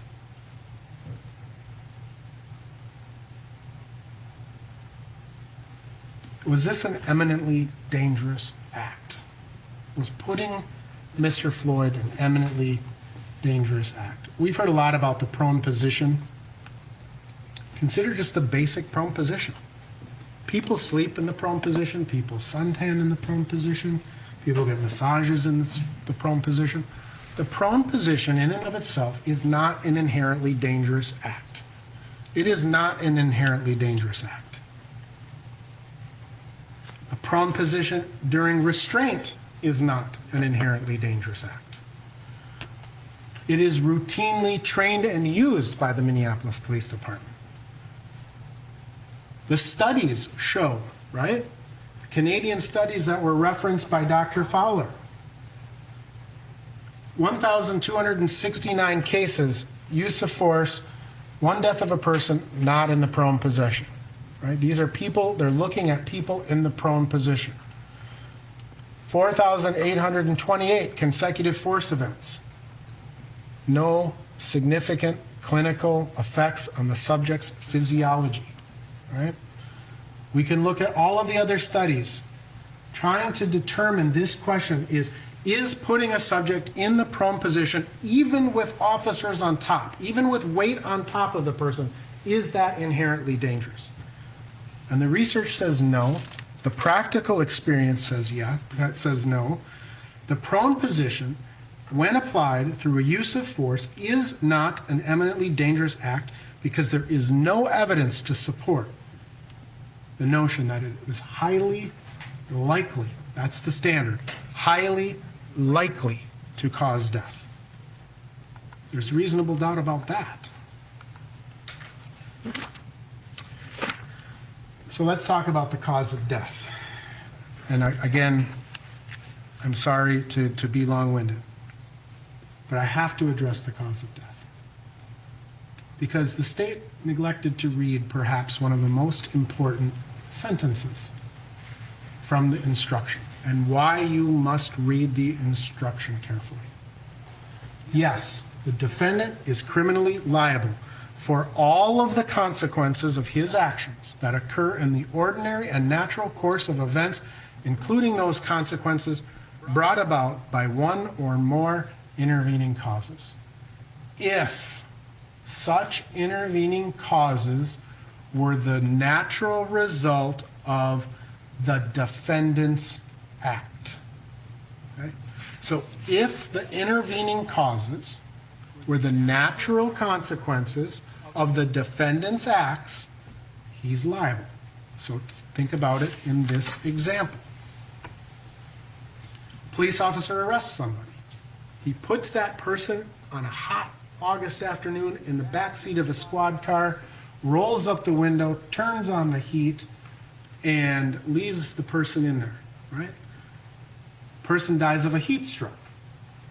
Officer put him in there and is responsible for the natural consequences of his actions. But consider the situation where police officer arrests someone, they're compliant, they go into the backseat of the squad car, they're sitting in the backseat of the squad car, and they have a heart attack. They have a pulmonary embolism. They have a brain aneurysm. Something happens to that person that was not the natural consequence of being arrested. It was just a physiological something that happened to that individual. The officer is not liable because it's not in the natural course of events. And it's not the result, the natural result of the defendant's act. Right? So again, read the entire instruction. The significance of this instruction, again, is that it goes through all of the three charges. You have to be convinced that the defendant's actions caused the death of Mr. Floyd. And throughout the course of this trial, the state has tried and called numerous witnesses to try to convince you that asphyxiation is the singular cause of death. The singular cause of death. And why is that? It's because actions that happened before Mr. Floyd was arrested that had nothing to do with Officer Chauvin's activities are not the natural consequences of the defendant's actions. You have to focus on the consequence of the defendant's acts. And so the state has tried to convince you beyond a reasonable doubt that the stress of being arrested and the adrenaline produced as a result of Mr. Floyd's physical resistance played no role. This is what they have to try to convince you. There's no role of that physical exertion, played no role in this death. They're trying to convince you beyond a reasonable doubt that Mr. Floyd's heart disease played no role in this case. The state must try to convince you beyond a reasonable doubt that Mr. Floyd's history of hypertension played absolutely no role in the cause of Mr. Floyd's death. The state must convince you beyond a reasonable doubt that Mr. Floyd was not experiencing excited delirium that contributed to the cause of his death. The state has to convince you beyond a reasonable doubt that Mr. Floyd's paraganglioma was not contributing to the cause of death. The state must convince you beyond a reasonable doubt that Mr. Floyd's toxicology played no role in his death. Right? The state would have to convince you beyond a reasonable doubt that a combination of these pre-existing issues did not contribute to Mr. Floyd's death. That is why the state has brought in expert after expert after expert to testify that the singular cause of death here is asphyxiation. Because if Mr. Floyd was asphyxiated as a result of the police restraint, he is liable for the natural consequences of that restraint, of his actions. But if any of these other factors come into it, if any of these other factors were substantial contributing factors of Mr. Floyd's death, because they were not the natural result of the restraint. If a person has drugs in their system and that drug causes an overdose in the context of the police restraint, it's not the natural consequence of the restraint, it's the natural consequence of the deceased's actions. So the state has called 6 experts, really 5, but I'll include Dr. Baker. The state first called Dr. Tobin, a pulmonologist. Dr. Tobin said that you need to apply common sense to the evaluation of the medical testimony. He testified that Mr. Floyd died exclusively from positional asphyxia, coronary artery disease, hypertension, controlled substances. They played absolutely no role in the death, according to Dr. Tobin. The state called Dr. Eisenschmidt, a toxicologist, to explain to you that Mr. Floyd's toxicological levels were somehow more consistent with a DWI case than a whole bunch of other cases that may or may not have involved an overdose, right? Remember the ratio where you said, well, no, these are cases, they may have died of something else. They may have died of a gunshot wound, but they had fentanyl in their system. So he gave you these strange statistics, but essentially attempting to try to convince you that these levels are insignificant. People drive their cars around, right? And that therefore the drugs played no role in the death of Mr. Floyd. Third, the state called Dr. Smock, an emergency room physician, right, to explain to you that Mr. Floyd was not experiencing any symptoms of excited delirium.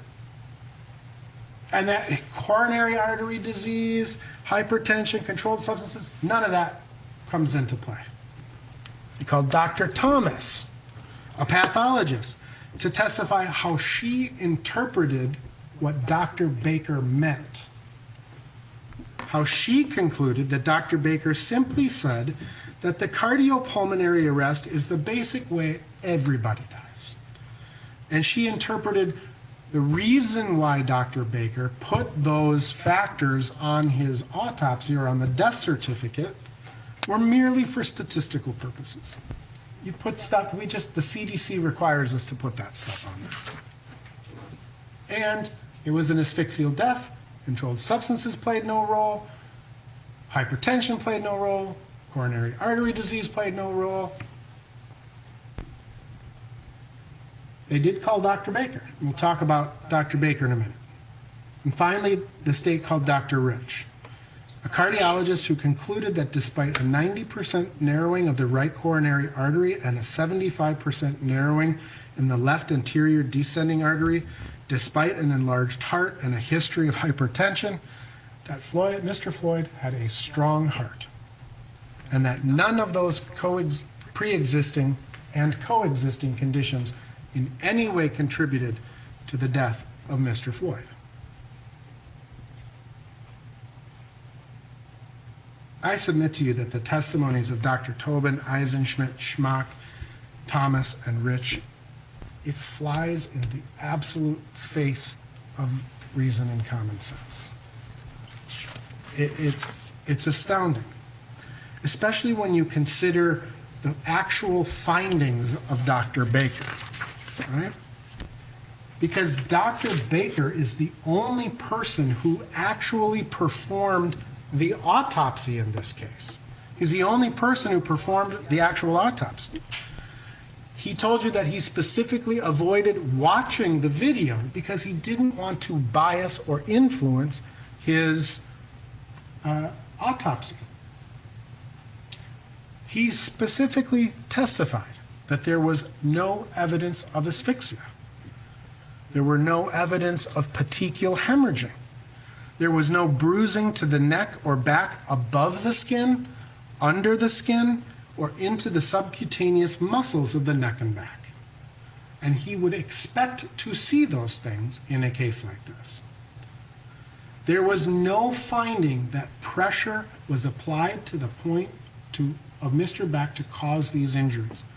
There were no injuries to the structures of his neck, and that when he finally did review the video, it didn't appear that the placement of the knee affected the structures of the neck because Mr. Floyd could lift up his head, turn his head, move it around.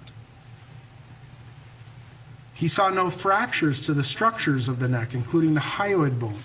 There were no soft tissue injuries to the sides of Mr. Floyd's neck. There was no hemorrhaging or injury to the hypopharynx. No evidence of life-threatening injury to the neck or spinal column of Mr. Floyd. There was pulmonary edema, which is the swelling of the lungs, which could be caused by the resuscitative efforts or fentanyl. There's no evidence of hypoxic changes to the brain. There's no evidence of any brain injury consistent with an asphyxia death. He found a paraganglioma, and he said it was an incidental finding. He said his heart was enlarged. Mr. Floyd's heart was enlarged, right? Dr. Baker, Dr. Thomas, Dr. Rich, and Dr. Fowler all agreed. He found narrowing of the right coronary artery, 90% narrowing. He found 75% narrowing of the left anterior descending artery. He's the person who did he sent out the toxicology samples. Fentanyl level at 11 nanograms per milliliter. Methamphetamine at 0.19 per millimeter. How much is that? All of these findings that are ultimately relied upon by all of these other experts were done by Dr. Baker. He determined that the manner of death was a homicide, right? Homicide, homicide, homicide. But read the definition again of the medical definition of homicide.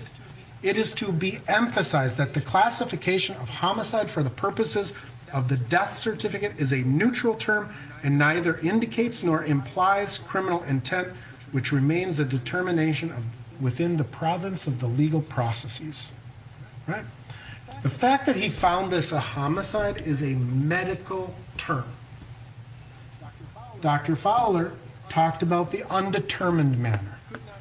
Could not be determined is a classification used when the information pointing to one manner of death is no more compelling than one or more other competing manners of death in or through consideration of all available information.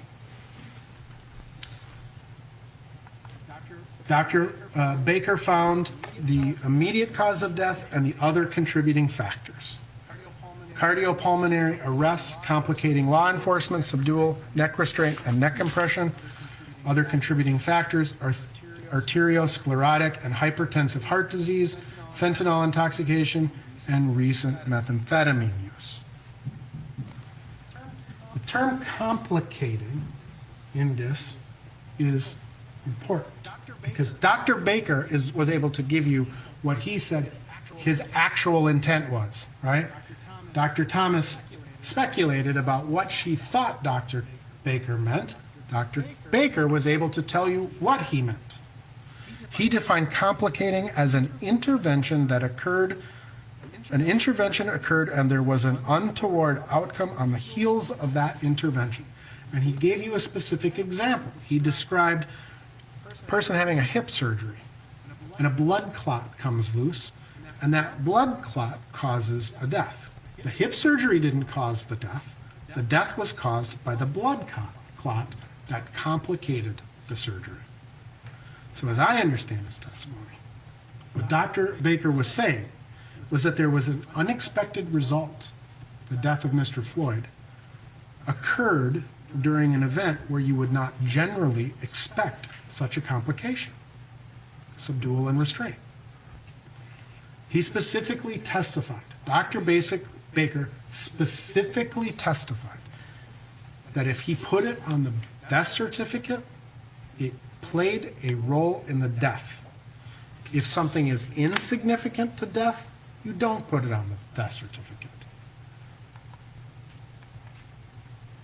So Dr. Baker's conclusions that Mr. Floyd's arteriosclerotic and hypertensive disease played a role in the death of Mr. Floyd.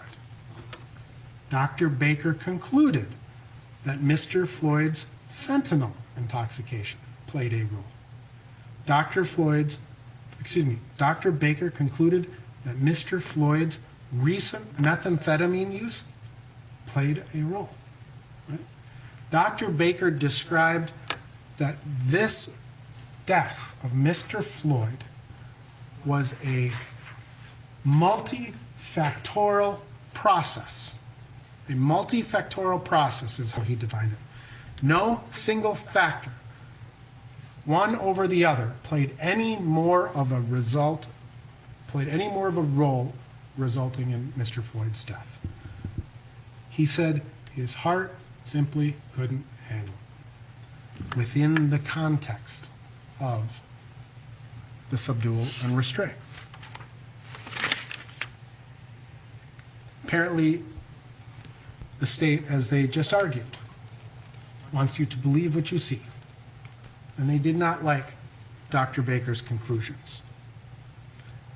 And you can see the process Dr. Baker talked about when he had several meetings, right? This happened in March. It happened in May, June, July. By August, talk to a pulmonologist, talk to an emergency room doctor. Not within my area of expertise. Talk to a cardiologist, right? His findings didn't support the notion that what you see is what you should believe. And so the state did that. They went and hired Dr. Tobin, right? A pulmonologist. Now, despite all of the information that Dr. Baker has concluded or found during the actual autopsy, Dr. Tobin concluded emphatically that Mr. Floyd's death was the result of positional asphyxia, right? The pressure of the asphalt, pressure of the weight of the officers, the positions, all of this resulted in hypoxia, low oxygen to the brain. Mr. Floyd was asphyxiated through positional asphyxia. Remember at the beginning of my remarks, I asked you to perform an honest assessment of all of the evidence in the case. And I'm going to submit to you that with no other witness should this be more carefully analyzed. I want to illustrate two brief things that Dr. Tobin testified about, and I want to illustrate how I think that these demonstrate a bias, because you still have to consider an expert witness in the context of bias. I'm going to call it the finger and knuckle testimony and the toe lifting testimony. You may remember this slide, right? That this slide shows George Floyd pushing his fingers against the street to lift his shoulder off the street. That he was pushing his knuckles against the tire. Right? he described what he interpreted this was basically Mr. Floyd trying to push himself up onto his left side to free the right lung to help him breathe. Look at the timestamp of the photos taken from the body-worn camera here. They were taken at 8:19:35, 15 seconds after Mr. Floyd was placed on the ground. Yet Dr. Tobin also explained that Mr. Floyd went on to breathe for an additional 5 minutes and 51 seconds until he took his last breath at 8:25. He neglects the fact that at this point, this is the point we just saw, when Mr. Floyd is taken out of the car and he is actually in the side recovery position for about the first 2 minutes of this 9 minutes and 29 seconds. Not moving. Mama.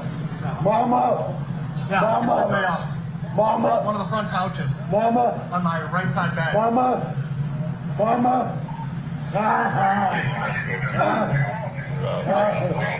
You're the best guy. All right. Oh my God. How you go to jail? I can't believe this. I can't believe this. Man. Mama, I love you. Reese, I love you. You got Pablo? Just my kids, I love you. I'm dead. My side is listed. It's labeled. I can't breathe for nothing, man. It's cold blooded, man. Mama,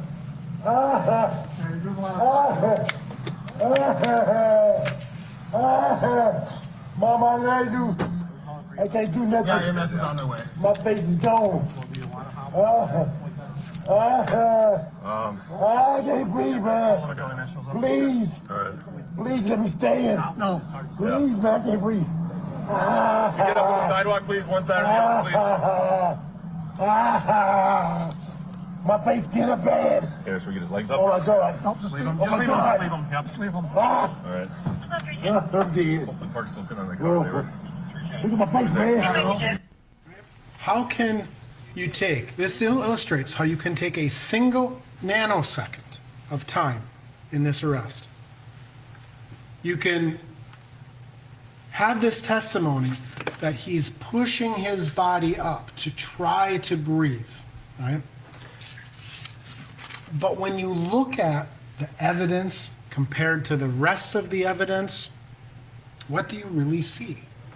You see a person who is on his side, being held in the side recovery position, whose hand is touching the ground and the tire at times.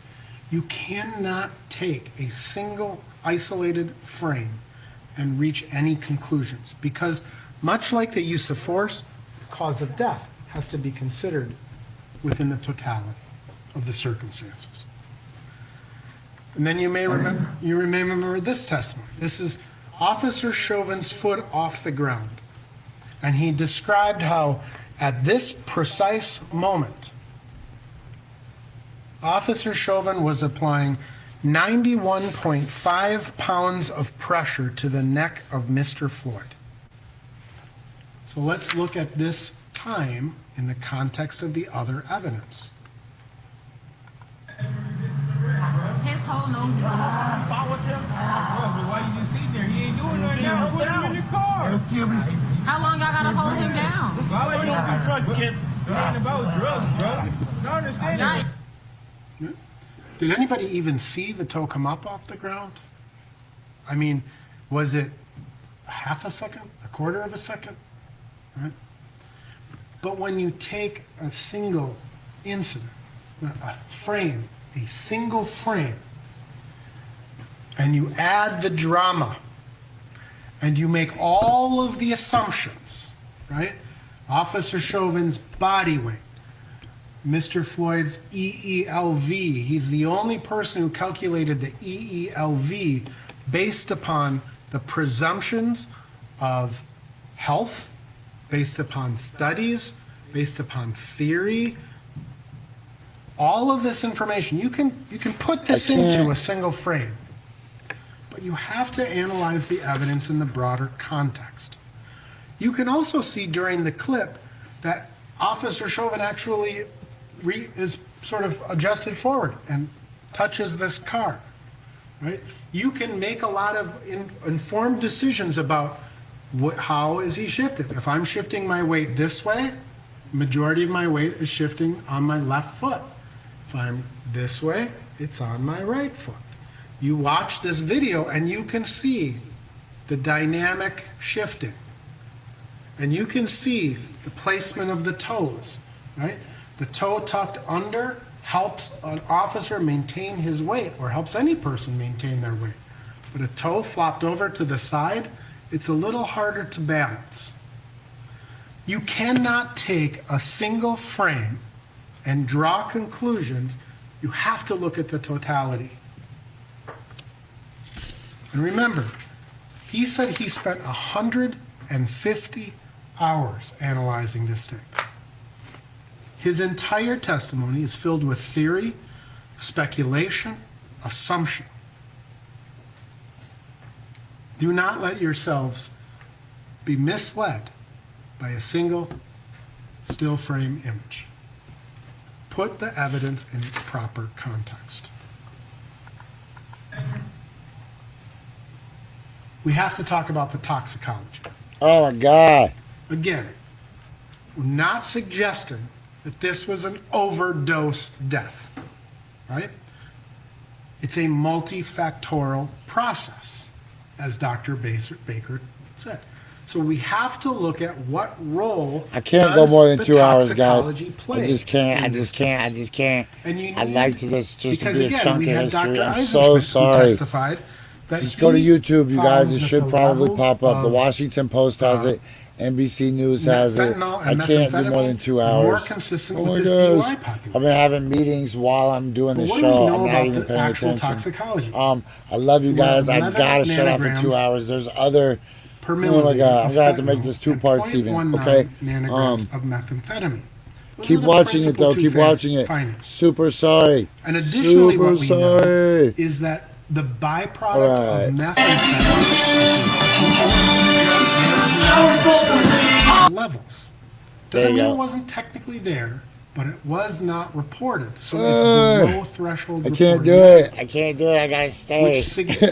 which signifies that the methamphetamine use was recent.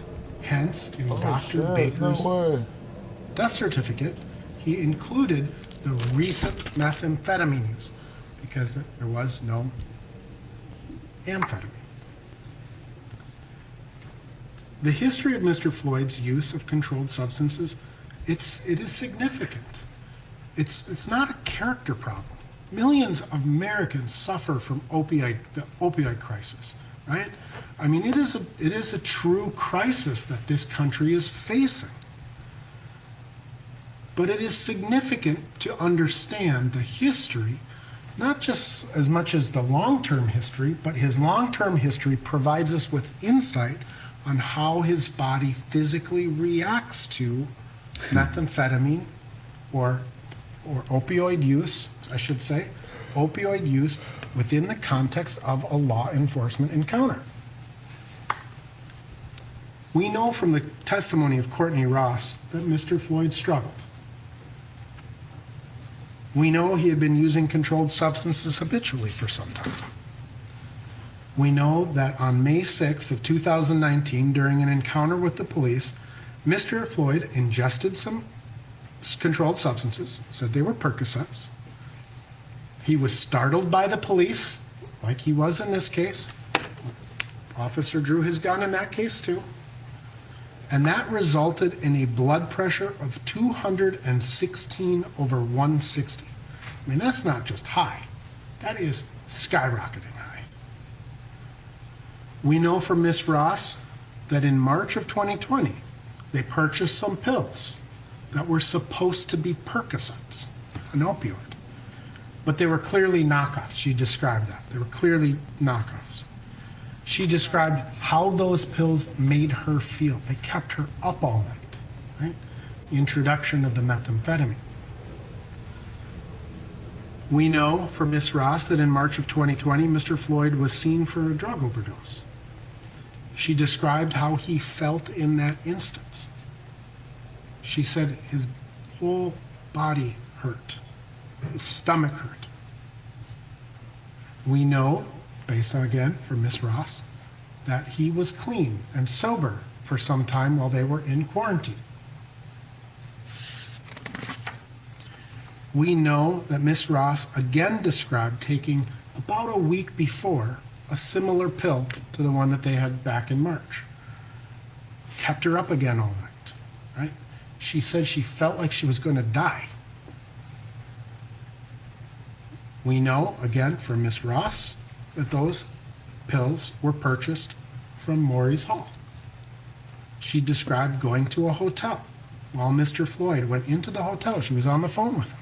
She heard Maurice Hall's voice.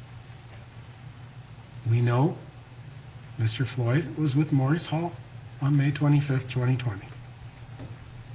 We heard from the store clerk, Christopher Martin. He described Mr. Floyd as being high. His responses were delayed, right? He may have been, standing around. He may have been standing up. He may have been able to have communications. But Mr. Martin He was doing clearly lunges. described him as being high. In the store. The only people that do lunges in the store are We heard from Shawanda people that Hill are really high that when and they yoga got moms. back into the car, right, they had a conversation for a few minutes, and suddenly Mr. Floyd fell asleep. All of these things become important. That had trouble. They had trouble waking him up. She called her daughter for a ride because they couldn't wake Mr. Floyd up. They couldn't keep him awake.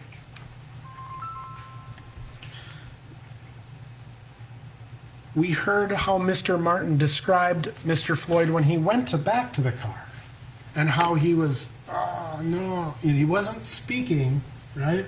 He kept putting his head back and shaking his head. We know I'm from the Peter Miss Chang's Jones. body-worn camera that Maurice Hall also described that Mr. Floyd was dozing off. He got Hennessy because he was falling asleep a little bit, and then when he woke up, they was up at the door. Right?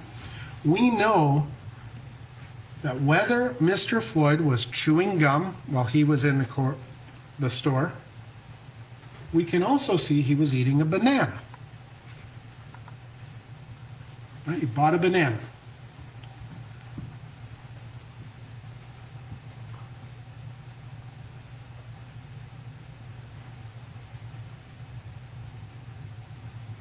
Man, I always buy bananas when I'm super fucking high. I'm like spun out or on acid or something. I'll always go buy a fucking banana.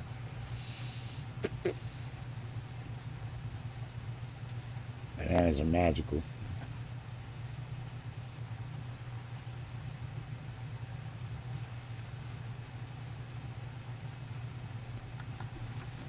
So we know when we look at this picture, right, there's something in Mr. Floyd's mouth.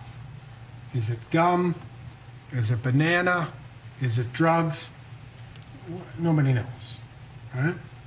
But regardless of whether it's drugs, bananas, or gum in this incident, we know that there were pills in the car, right? We know that there were drugs in the car. We know those pills were later tested to be a combination of methamphetamine and fentanyl. That's what was in Mr. Floyd's system. It's relevant because it's what was in his system.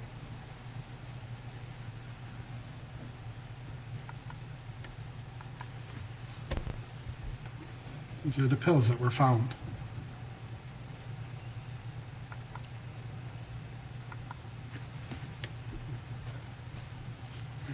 We know at some point Mr. Floyd was handcuffed. His hands were behind his back. It would have been physically impossible to put anything in his mouth at that point. And we know that in the squad car, 320 were pills. We know those pills were analyzed. We know those pills consisted of fentanyl and methamphetamine. We know that Mr. Floyd's salivary DNA was found on those pills.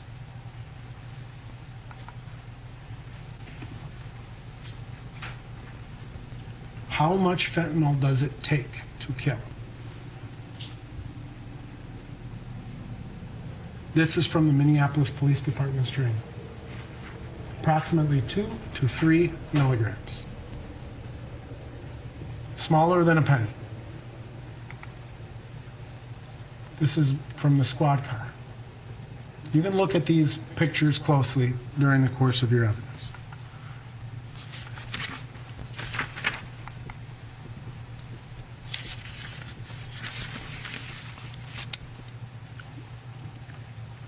There is a video of Mr. Floyd, when Mr. Floyd is being subdued by and restrained by the police. Mr. Maurice Hall reaches into his bag. He's looking through the windows. We watch it. And then he throws something. Right?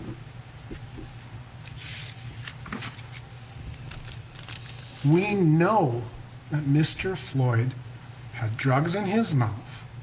We know that some percentage of that would have been consumed and absorbed into his system. We don't know how much he took before, right? We don't know when he took an earlier dose in relation, because fentanyl had actually started to metabolize in his, so fentanyl was longer before.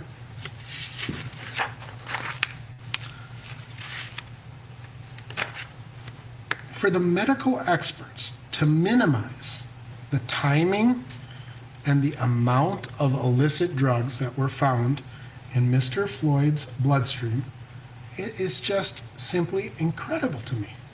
It is incredible to me. Every single doctor testified that relevant to the absence of signs of fentanyl overdose weren't present because he was alert, he was talking. But it ignores what Shawanda Hill and Maurice Hall says, right? That he was all of a sudden asleep and difficult to wake up.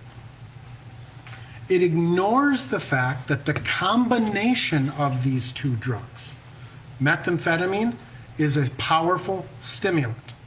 Fentanyl is a powerful sedative. They use it for surgeries. That's all I was like, damn. Every single doctor dismissed outright. No, nothing about this case. Well, it was only 0.19 grams, nanograms per milliliter. It's such a small amount of methamphetamine in his system. Bro, he was high as shit. It's a vasoconstrictor.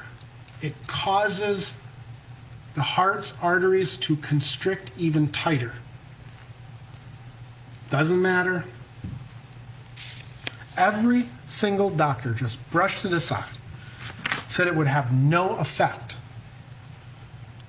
I ask, would any of those doctors prescribe illicit methamphetamine to their patients? Would they give it to their children? Would they give it to their elderly parents with a 90% blockage of the coronary artery, the right coronary artery? I guarantee you the answer is no.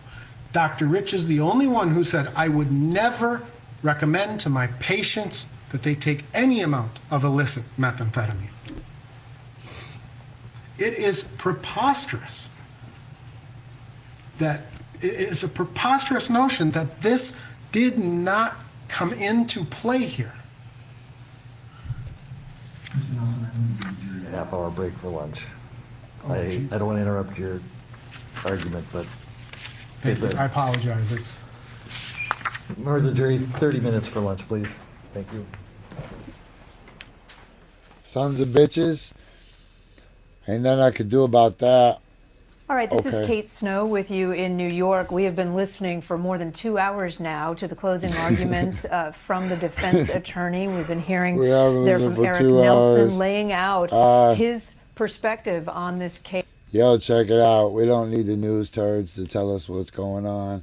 But thank you. I appreciate you, NBC News, for unknowingly letting us steal your footage.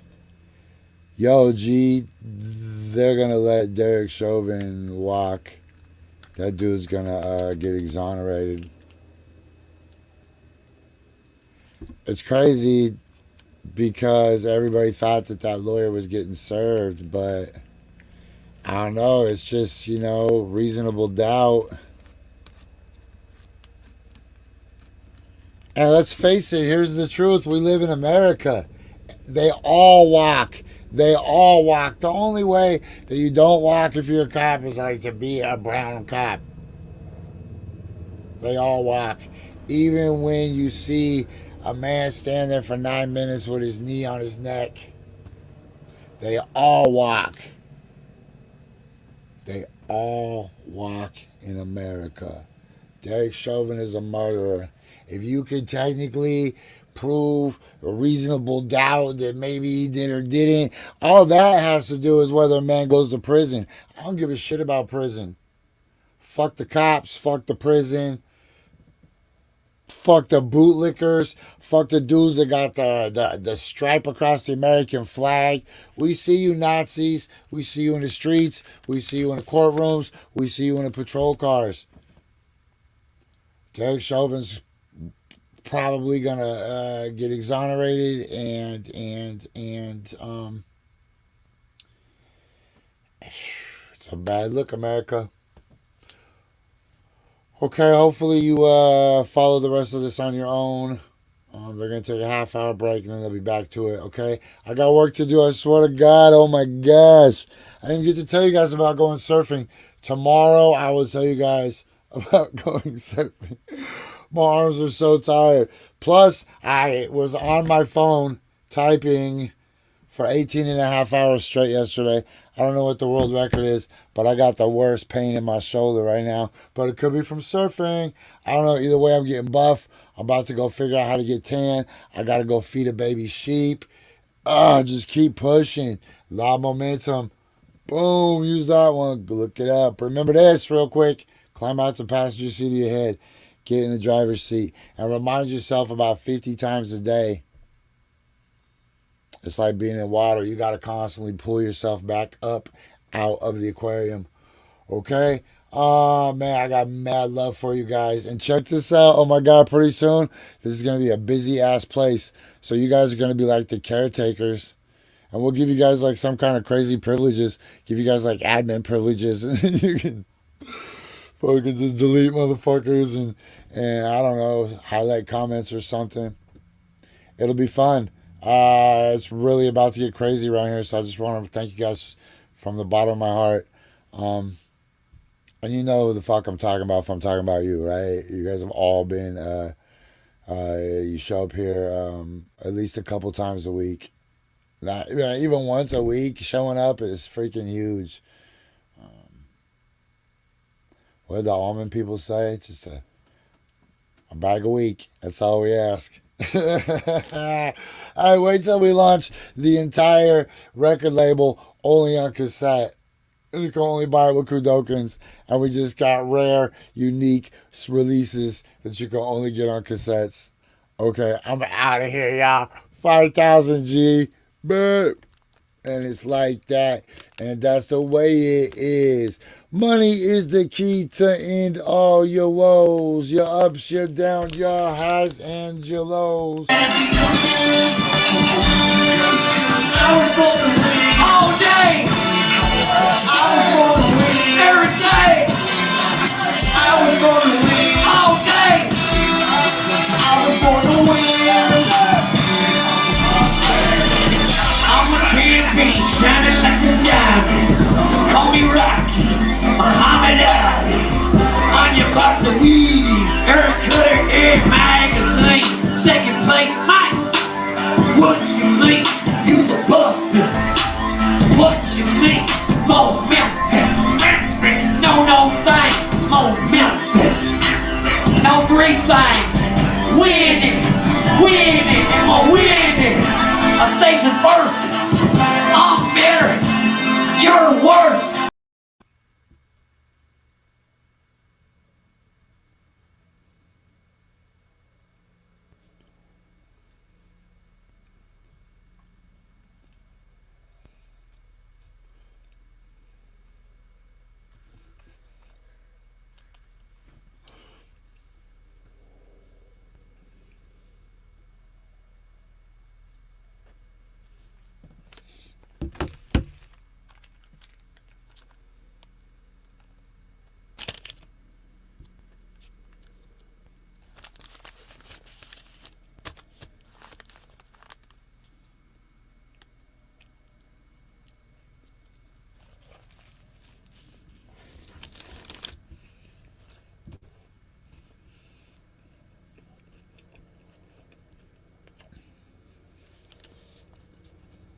Mm.